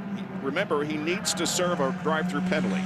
So he's trying to make sure he hears on his radio, green, green, green, and just shoots off for the pit road. In a way, he was holding back because he can't serve a penalty unless it's under green. That was very clever. Yep. And that's what created that big flare out of all those guys back on that restart. All of a sudden they were, you know, almost 3-4 wide there, and that, like I say, is he was just kind of slowed up waiting for the green. Now, Robbie, we are to the point to where you would start considering pitting.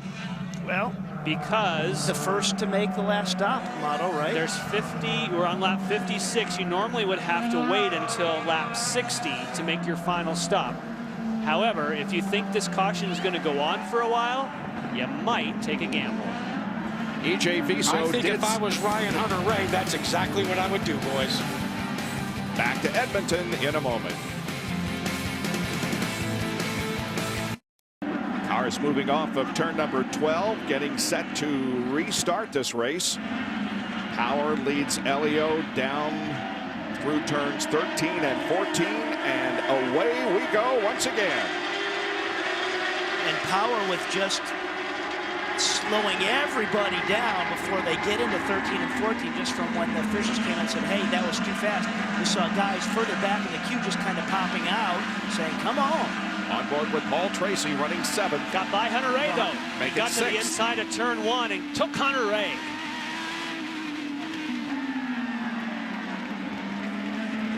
Now he's past Kanaan, but that's not for position. But he's giving himself a good cushion to this guy right here who are on board with Hunter-Reay of coming right back at him. Now remember, Paul Tracy had front wing damage, but he's since made a pit stop. If you have a broken front wing, you can add front wing into it and get it rebalanced.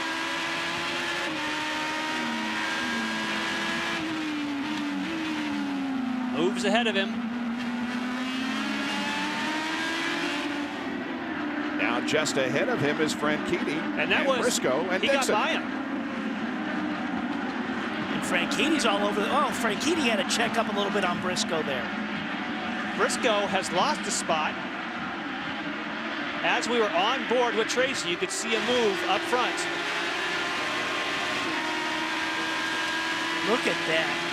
Tracy wanted to make the move. He was trying to get everything he could. There's another move on Briscoe. Briscoe's lost another spot. So that is Briscoe right in front of Tracy, and that is for the 4th spot. Briscoe running in P4 right now. So both Dixon and Franchitti have now got by Briscoe.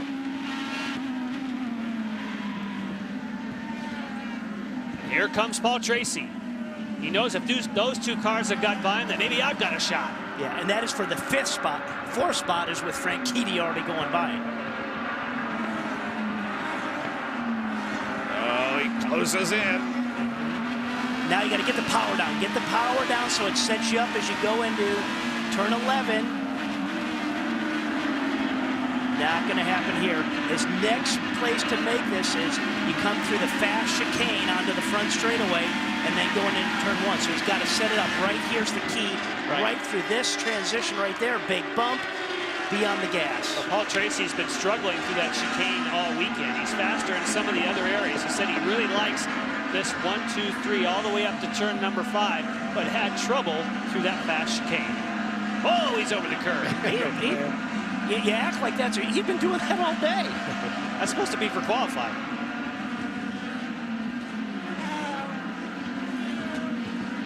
Let's go down to Robbie Floyd with a report on Alex Tagliani. Tags worked his way almost up into the top 10, and what happened from the driver's perspective? Just an unfortunate incident for the Bowers and Wilkins Hot Wheels car.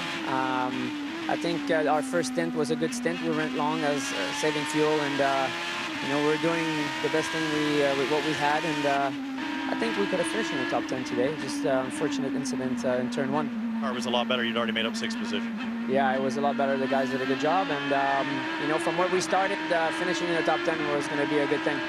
Paul Tracy's moved up into 6th spot, and guys, he came in, you know, and took off new black earlier. It actually helped some of his understeer problem. He likes these tires, but they're talking about changing to a new set of reds when he comes in the next time. Remember, he had 2 sets of reds to start today, and although he has a little more understeer with the reds, they're saying he's going faster with those. That is Tagliani's 3rd DNF this year. They might want to rethink that, because Paul Tracy is on a charge on the blacks, and yes, he might go a little bit faster, but if this helps the balance of his race car, man, put on there what's giving you the payday at the time. He's moving through on those at the moment. But the red should be a faster. I mean, the balance may not be there, but it's faster. But more he's grip. had problems with his balance on the reds and got all over the place. So again, that'll be a decision that they're going to have to weigh. You know, you're gonna. He says it makes it go loose. Track's changing. I mean, yeah. it's you know, it's that is a true risk. though. As the track rubbers in, the reds are more effective. So yes, that's a good point. Now Tracy has to worry about the guy in his rearview mirror, namely Ryan Hunter-Reay. We passed right off that restart. Then he had a car in between him that gave a little cushion. Now Ryan Hunter-Reay's got him in his sights. And Takuma Sato, running 10th, is in for a pit stop. Now the reason you make a pit stop now is if there is a caution between now and when the leaders do, you effectively get a free pass to the front. So this would be his last stop. The window is open. This is kind of a gamble. You do this if you're looking for a little bit of good fortune. Again, if a caution happens now, between now and when the leaders pit, you go right up to the front. But it's not an issue for him at this lap 63. He can get all the way to the end. Yeah. So pretty good call, I think. And he is on the red Firestone red sidewalls, a little softer tire. Has a little more grip to it, should be a little faster tire. But with that trade-off is sometimes the life of it isn't as strong. It just kind of drops off a little bit, and that's the way they're designed. Sato's best finish this year at Watkins Glen, started 5th, finished 15th. Meanwhile, back up front, Power with about a 1.5 second advantage over Helio Castroneves. This is not a statistic that Will Power wants to hear, but in the previous 5 races here at Edmonton, the leader at halfway has gone on to win the race only 1 time. However, that 1 time was last year, and the leader at the halfway point and the race winner was Will Power. Jack? Guys, you look at the pit strategy, it makes sense what Sato did because he was running towards the back of the pack. My projections are that you're going to see the leaders come in between lap 73 and 74. That means that they don't have to take a full load of fuel to go the full distance. You have to take about 3/4 of a load. So you got to time it.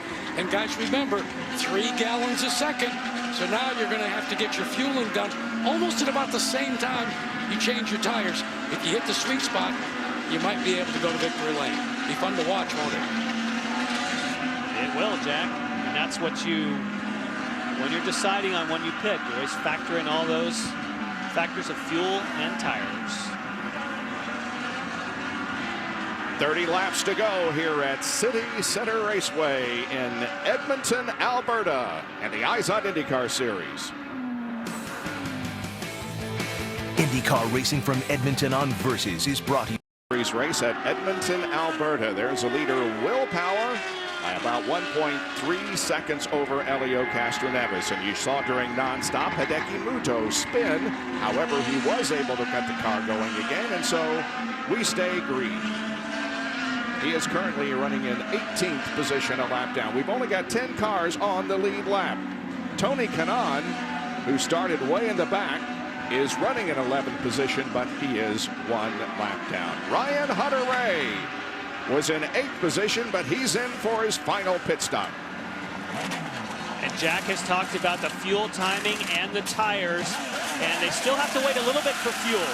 So the pit stops that are made later, just like Jack was talking about, then it'll be more simultaneous. The fact that the fuel will finish about the same time as the tires. The pit stops will get shorter and shorter the less distance to the end of the race. And the numbers will look at that. That was about 7.6 seconds there. when you get shorter and shorter, you're going to be looking at about 5-second stops in the box, Jack. But Jan, and Robbie, you got to like that call by the IZOD team, because they weren't fast enough to run with the Penske or the Ganassi cars, and I had projected the fact that maybe they should be the first to pit, because we count backwards, they'll be right there, and they might get themselves in a position where they could at least gain a few spots. I absolutely agree with you, 100%, no question. Now, it's worth mentioning that Ryan Hunter-Reay has not got himself up far enough to keep Will Power from clinching the championship if they were to finish now. So he's going to have to make a lot more headway to prevent Will Power from clinching. So this answers our question. You notice those sidewalls that were laid out there for Paul Tracy? Those would be the Reds. Yes. And Robbie, you brought a very good point that the Reds are even more effective once the track gets rubbered in, so you'll live with a little imbalance. And Andy's only going to come in and probably have only about 25 more laps of running, not a full stint on the Reds. That fall off a little bit towards the end, but that's okay. See if Tracy enters the pits right here. Now, typically, when you go from blacks to reds, there's a fairly big difference in the handling, as we've talked about. So look for a front wing change, too. And he just was doing to add on that, Jan, guys, they were talking just like you were. They are going to have more understeer with those reds because more grip. That back end wants to push the front. I said, you're going to go down on front wing? He said, no, not wing. We made a tire pressure adjustment. These reds are faster. They made even more of an adjustment from earlier when he had the reds, so he should be faster. See the white lines on those, meaning they're a sticker set, which is about the most grip you're going to get on a day like today. And he was running about a 103.3 lap, a couple laps prior to that. So we'll just kind of keep an eye on that once he gets these up to speed, where he settles in. But the leaders have really picked it up. He hammers that curb, even right out of the pit road. I don't need tires. Sticking tire pressure. I can go right over that. It's the shortest distance, you know, a straight line right across there. I'm starting to say the leaders have picked it up now. They've definitely increased their pace. Now they're getting just a bit over a minute 2 seconds, 102.1 for Power. KV Racing Technology is having a very good day. Marias is 6th. Here comes Briscoe. Yep. Tracy is 8th. Sato 10th. Now let's watch Ryan Briscoe, Lindy. And here is Ryan, and they are taking off the black tires and putting on the red, and I am told he doesn't want any changes made to that car. It feels good, and he's out, guys. 7.4 second pit stop for Briscoe. He rejoins the race. He's definitely going to have some traffic around him that he's going to have to contend with. But they're going to be coming in too, so hopefully he's got a window that can keep him challenging for that, fourth spot. When you're the leader, Bob, you want to wait. When you're not leading, you come earlier and you gamble. But you don't want to. Dario Franchitti had that happen to him in Toronto, where he was leading, pitted a little bit early, and both Justin Wilson and one other car took advantage of that. But for Will Power, he's got enough of an advantage. He kind of can pit whenever he wants at the moment. And right now, as he's burning off fuel, he can hopefully keep going faster and faster, giving himself more cushion to his competition being Elio. And that last lap, he ran 4/10 quicker than Elio. Will Power has a tie to Canada. His paternal grandmother was born in Brandon, Manitoba. And Thomas Schechter is in for a pit stop. Schechter running in 20th position. He's down 3 laps, and we saw earlier that he had to come in and change that nose, and that's where he lost those laps. Anyway, Power's grandmother met Doug Power while he was stationed in Edmonton training for the Edmonton Air Force. They were married in Montreal in 1944.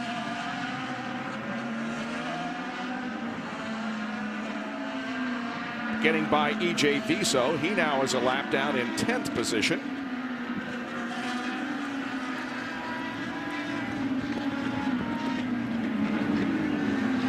It's a season that you dream about, isn't it, Robbie? Here's Marias. Marias is in. Robbie? And Mario Marias actually had a broken shock in qualifying. He might have done even better. They didn't find it until after it was over. They're going to sticker reds. He was looking for more overall grip. In fact,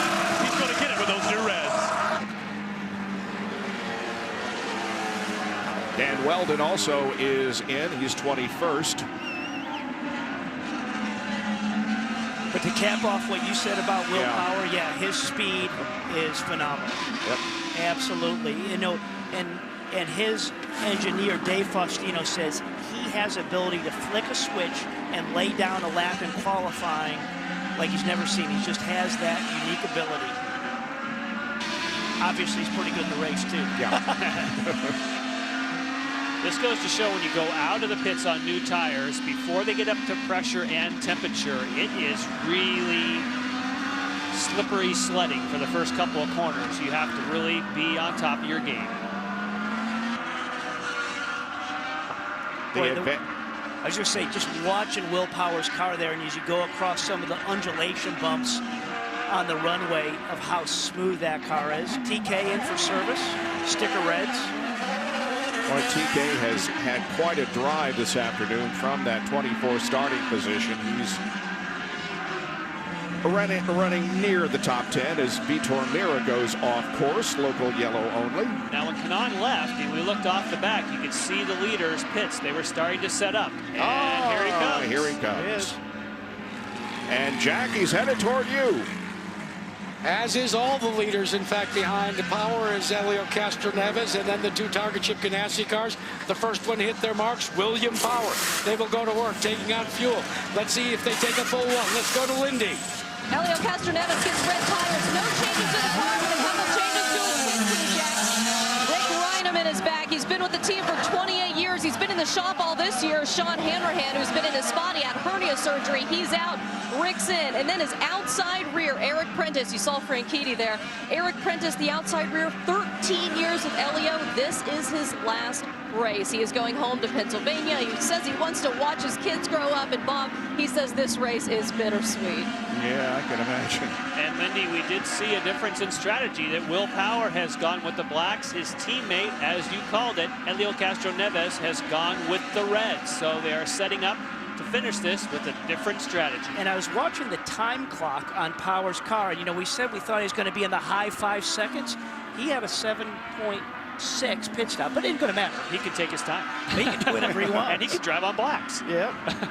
So everybody up front has pitted, and Will Power hangs on to the lead with a 2.8-second advantage on Helio Castroneves at Edmonton. Welcome to Camp Versus, the only place you want to be this summer. Weeknights at 11 Eastern, it's the Daily Line, your one-stop shop for the day's top headlines. Brought to you by our team of experts.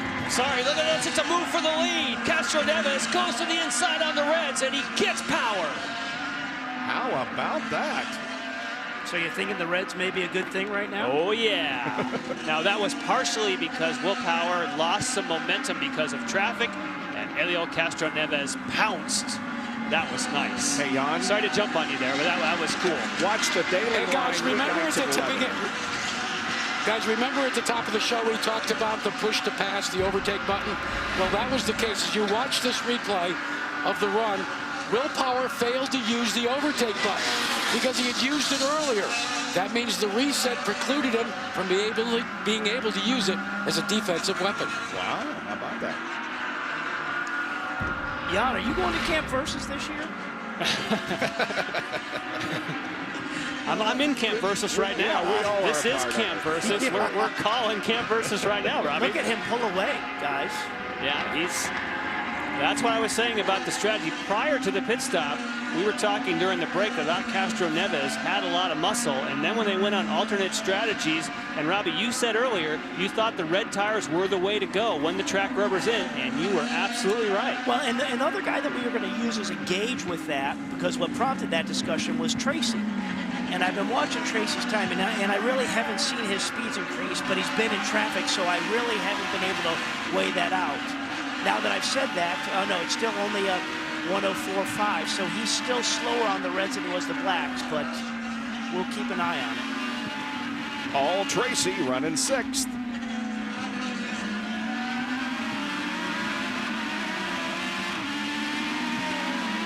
Pretty good job for a guy that has only done a couple road courses this year. Huh? You'll have to be happy with this. Yeah.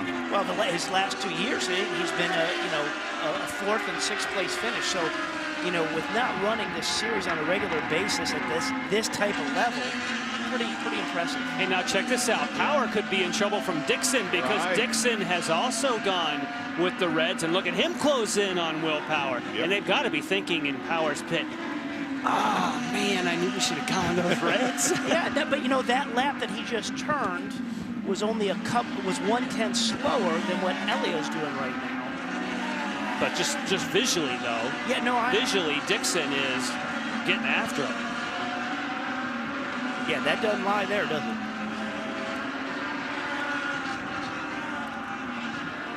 Hey, fellas, I just asked Clive Howell, and he confirms just what you guys have been supposing. The difference? Reds versus blacks. He said, yep, real tersely. Yep, like, I got a set sitting here in the pits. I wish they were on my car. Look at Dixon close in. And when we talk about what Firestone has done with the Reds and the blacks, this racetrack is probably the track where we've seen the biggest gap in their performance. So keep that in mind of what we're watching here. This has been the biggest performance gap between both of them, the alternate and the primary. And you know, that decision could have come just from a lot of confidence, because we were just saying that Power had a walk in the park. Yep. And so when sometimes you're conservatives, we could do it on blacks. That way we know they're not going to wear out the Reds. And boy, but in this case, Firestone has done their homework, and it's really helped the racing. Well, we get down to the last few laps. Can Helio Castroneves hold off Will Power for the victory here at Edmonton? Quite a race here in Edmonton. Will Power led until a few minutes ago, and Helio Castroneves got around him, and now Will Power is second. He's being challenged by and really hounded by Scott Dixon, who's running third and not too far behind. There's Dario Franchitti in fourth. And Jan and I were just talking about, Bob, there may be a scenario here where Helio on those Firestone Reds, they may give up a little bit something as we get into the last 10 laps of this. And Power on the black, the primaries, they may keep getting better and better for him relative to Helio, and just kind of bring everything together with about, what do you say, 2 laps to go? Castroneves is trying to put as much racetrack between himself and Power. But we have quite a few laps to go, Jack, and it's wide open here. But for Helio Castroneves, he told me this morning, and you guys have talked about it as well, that Will Power's addition to the team has made Helio, and I quote, a much better driver. I asked him to explain. He said, I look at his overlays. I look at the way he drives the car. He said, I'm willing to try it, as is Ryan. But he said, but Jack, don't forget, we all have egos in play. He says, but the beauty of the team is the fact that we check our egos at the door. And I was amazed, guys. He brought up the fact, he says, it's kind of like a football team. You can have a great quarterback, but if you don't have a good running back and some wide receivers, well, what good is it? He said, our team is like a football team. We've got chemistry across the board and in the locker room. I was amazed that Helio grabbed a football analogy. Well, now Dixon is beginning to fall back a bit and making a race with Dario Franchitti. Ebbs and flows, Bob. Ebbs and flows. Well, Jack, you said the word chemistry, and there's nothing more important when you're fighting for thousandths of a second of having the chemistry between the driver, the engineer, driver, crew chief. But then if you can match that up with your team drivers and their engineers, and they all work that way, which the Penske group does, it's going to pay off. I read an interesting article about Roger Penske and his driver choice. How does he make those choices? And near the top of the list is obviously speed, but one of the other items very high on the list is team player. They want all these drivers to work together as a cohesive team, and he has 3 that do right now. Well, you got to think, if you knew that Roger Penske and that organization was interested in you, you'd become a team player pretty darn quick if that was the requirement. Roger, I haven't actually been a team player, but I could be one. I could be one. Helio passes Hideki Muto, puts a car between himself and Will. Will needs to get him, and he's setting him up as he comes off of 14. Yep. And the turn 1. Now here comes Scott Dixon. Dixon's like, come on, I'm coming through. Give me some space. And that's a tough place. Yeah, not a good place to catch a driver trying to get around. Because as you get through 2, 3, 4, 5, 6, 7 here, you really can't make a good clean move until you come off of turn 9 and get to 10.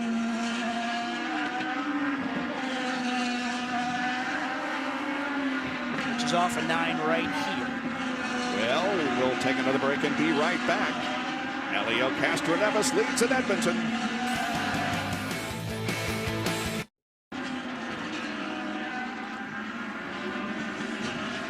Welcome back to Edmonton, Alberta in the IZOD IndyCar Series. We're in the closing stages of this race here that's being led by Elio Castroneves, Team Penske, Will Power second, then Dixon, Franchitti, and Ryan Briscoe. Paul Tracy is the best in class, not including the Team Penske and Target Chip Ganassi drivers. Ryan Hunter-Reay is 7th, then Sato, Marias, and E.J. Viso running in 10th position. 7 laps to go for Elio. And that 8, 9, 10th position of Sato, Marias, and Viso, all KV teammates along with Tracy. So pretty stout running for those guys. A good all 4 good cars in the top 10. Yeah. So there's the gap as we just saw Elio back to his teammate. And Simona's slowing. She was running an 11th spot despite the fact that she caused one of the cautions.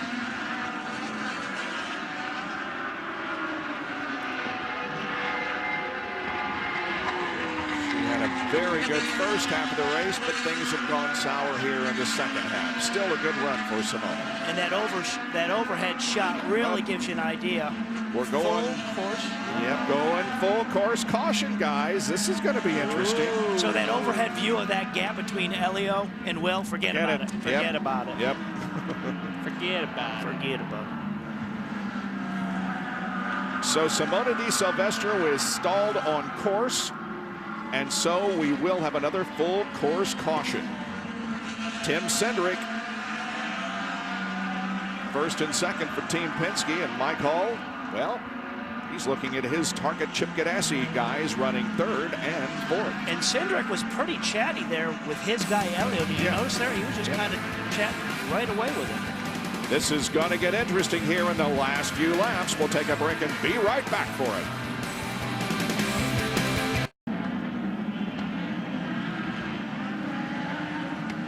Next time around, we'll get the green flag and resume racing. But now the question comes, how many overtake assists these guys have? You can see the numbers scrolling across the top. That is how many are left.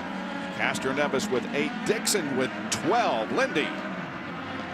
Hey, Tim Cindric, first of all, with Will behind you, does that scare you or make you feel a little more comfortable? Well, anytime you got guys running 1, 2, or 3 to go, that's a good thing. But certainly it'll be interesting here with the red and the black tire mix. Yeah, that's what I was going to say. This last stop, the tires really affected this.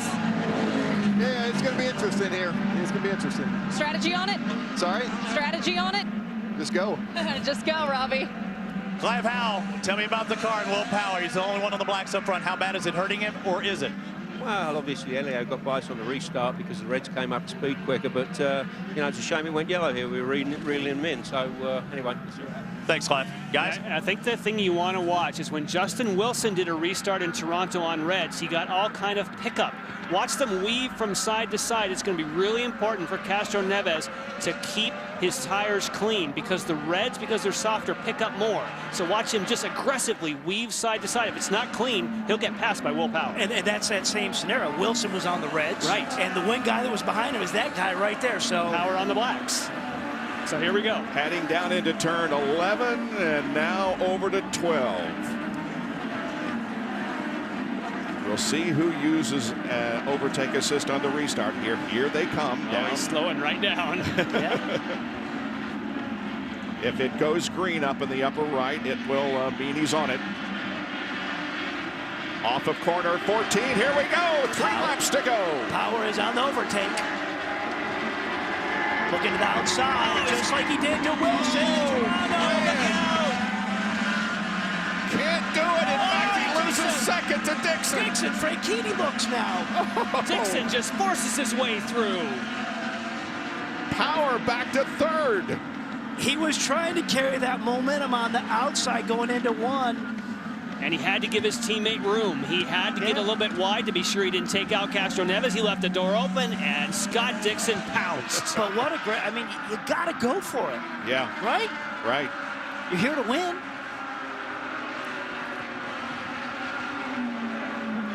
Power got on the overtake assist early, trying to get the jump, but here's what happened as they went into one. He's to the outside.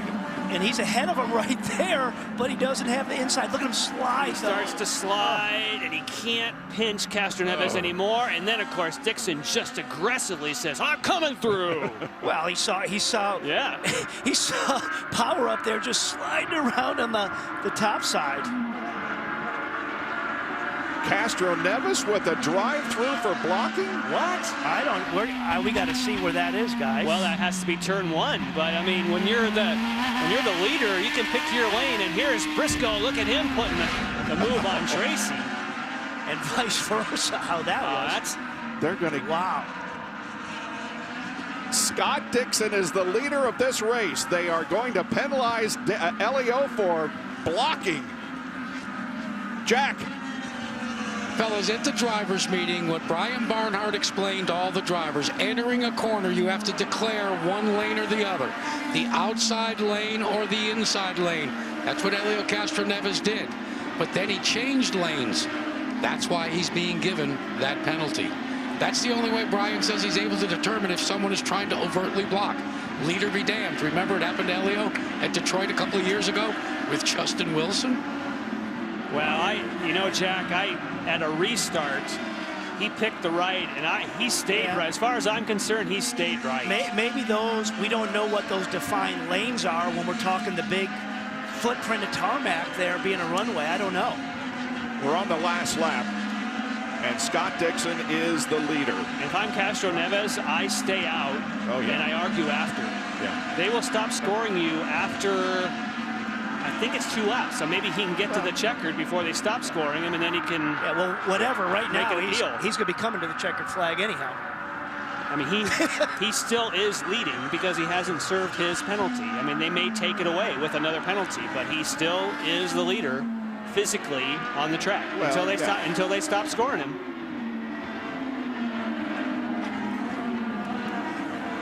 They wanted to take it away with a drive-through, but he hasn't given it yet. And he's coming to the checkered flag right now. Here comes the checkered flag. And he's going to take the checkered flag on the racetrack. Elio will take it first, but did Scott Dixon win the race? Oh, man, what an afternoon of racing. Kind of wondering where we go with all this right now, huh? Another win, I guess, for Chip Ganassi. He won earlier today at the Indianapolis Motor Speedway in the Brickyard 400, and apparently wins with Scott Dixon here in Edmonton.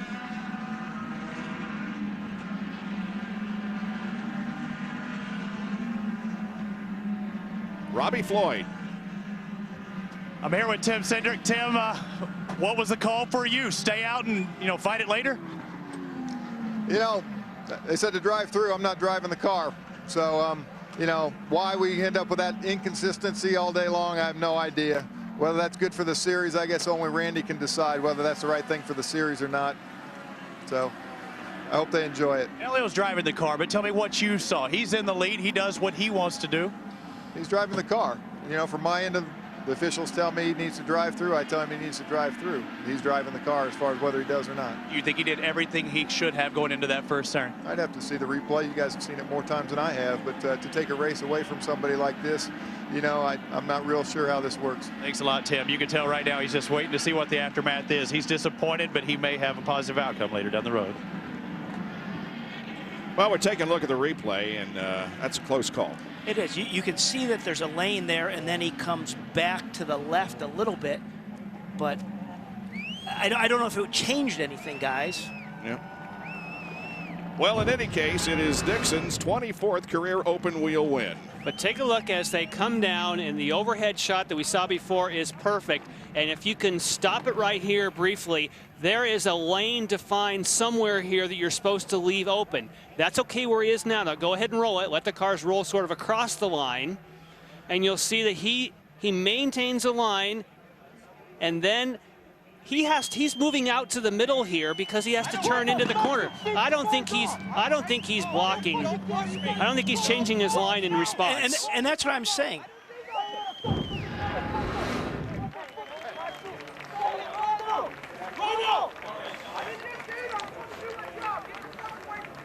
Don't often see Elio emotional like this and angry. That was Kevin Blanche that he was having words with. The reason he is upset is because he did not chop his teammate. He chose a line. Once Will Power swung out, he swung out a little more so he could turn into the corner. Now, if Brian Barnhart has defined a line you don't cross, that's got to be his call.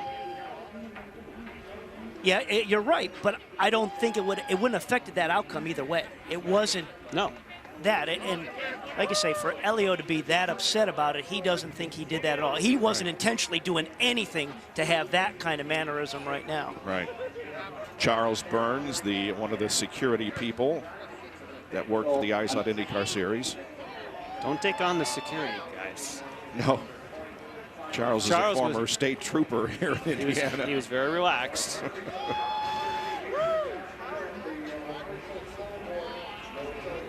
Well, I don't know. He's got to pull his head together, but he has reason to be upset. Yeah, because I think so too. He didn't do anything that was out of bounds in my view. Yeah, and he obviously doesn't think he did anything again, to be that way. That's Owen Snyder there, helping out with Cindric and Charles of talking with Elio. Yeah, he's cooling down a little bit here.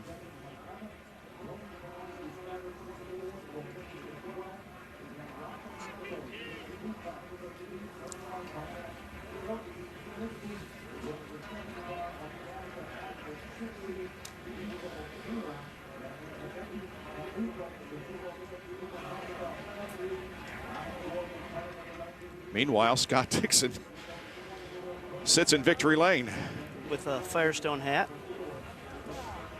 in first place.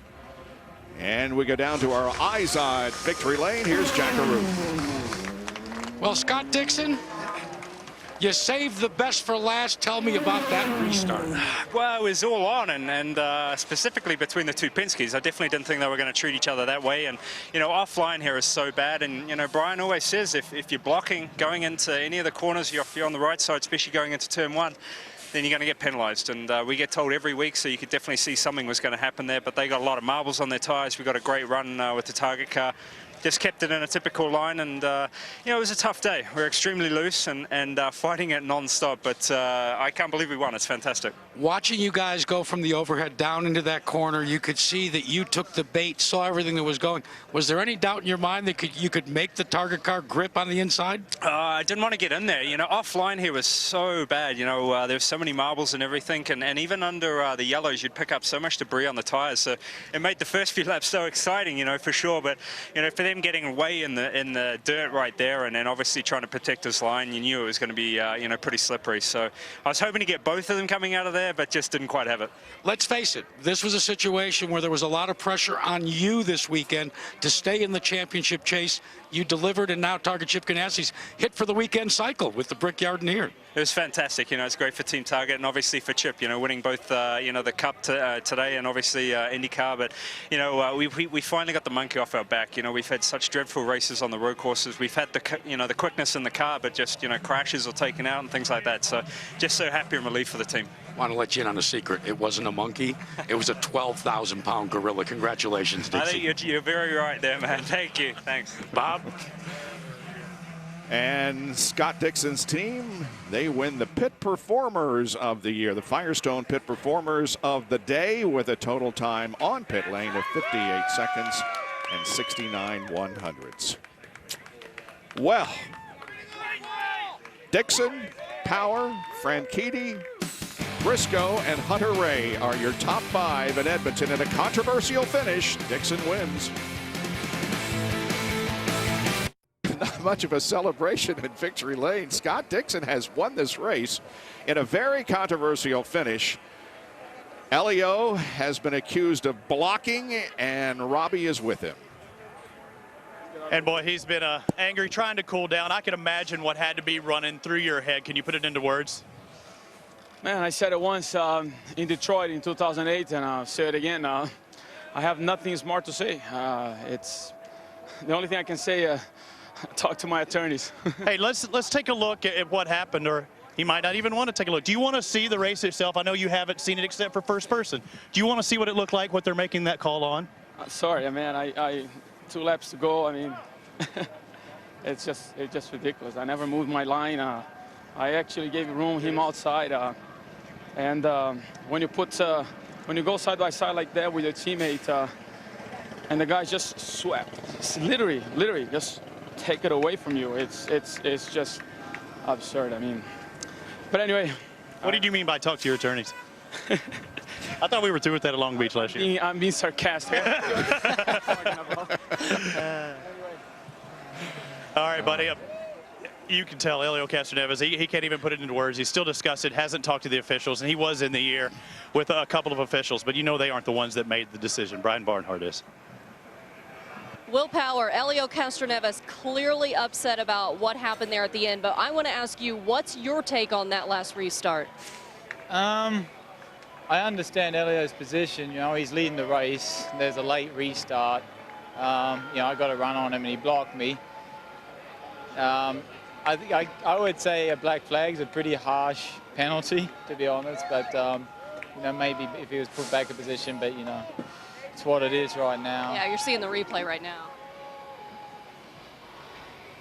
Yeah. Yeah. I mean, he blocked. So I mean, it was just one of those racing things, you know. I mean, if you're leading on the last restart, you want to keep the lead. And let's go back to the pit stop before that. Obviously, the tires made a huge difference in the race for you versus Elio putting on the reds. Yeah, I mean, my blacks were very good at the end. I mean, I lost the lead because Thomas Scheckter came in the pits and I got sort of held up there. I wasn't sure what he was going to do, and you know, Elio got a run, and that was a fair move. He passed me, so yeah, it's not the best day for the team, but you know, we still moved up in the points some, and yeah, good for us. Yeah. I mean, what do you think overall of your day? Because you came in this, everybody watching you. Yeah, it was a good day. Good race, good hard race. Really happy to get the Verizon car on the podium again. Thank you, Will Power. Thank you. Tough day for the Penske team, guys. Well, he says Elio blocked, and I guess he would be the one that knows more than anybody. He had the best seat. Yeah, even though it's his teammate. We'll be right back in a moment.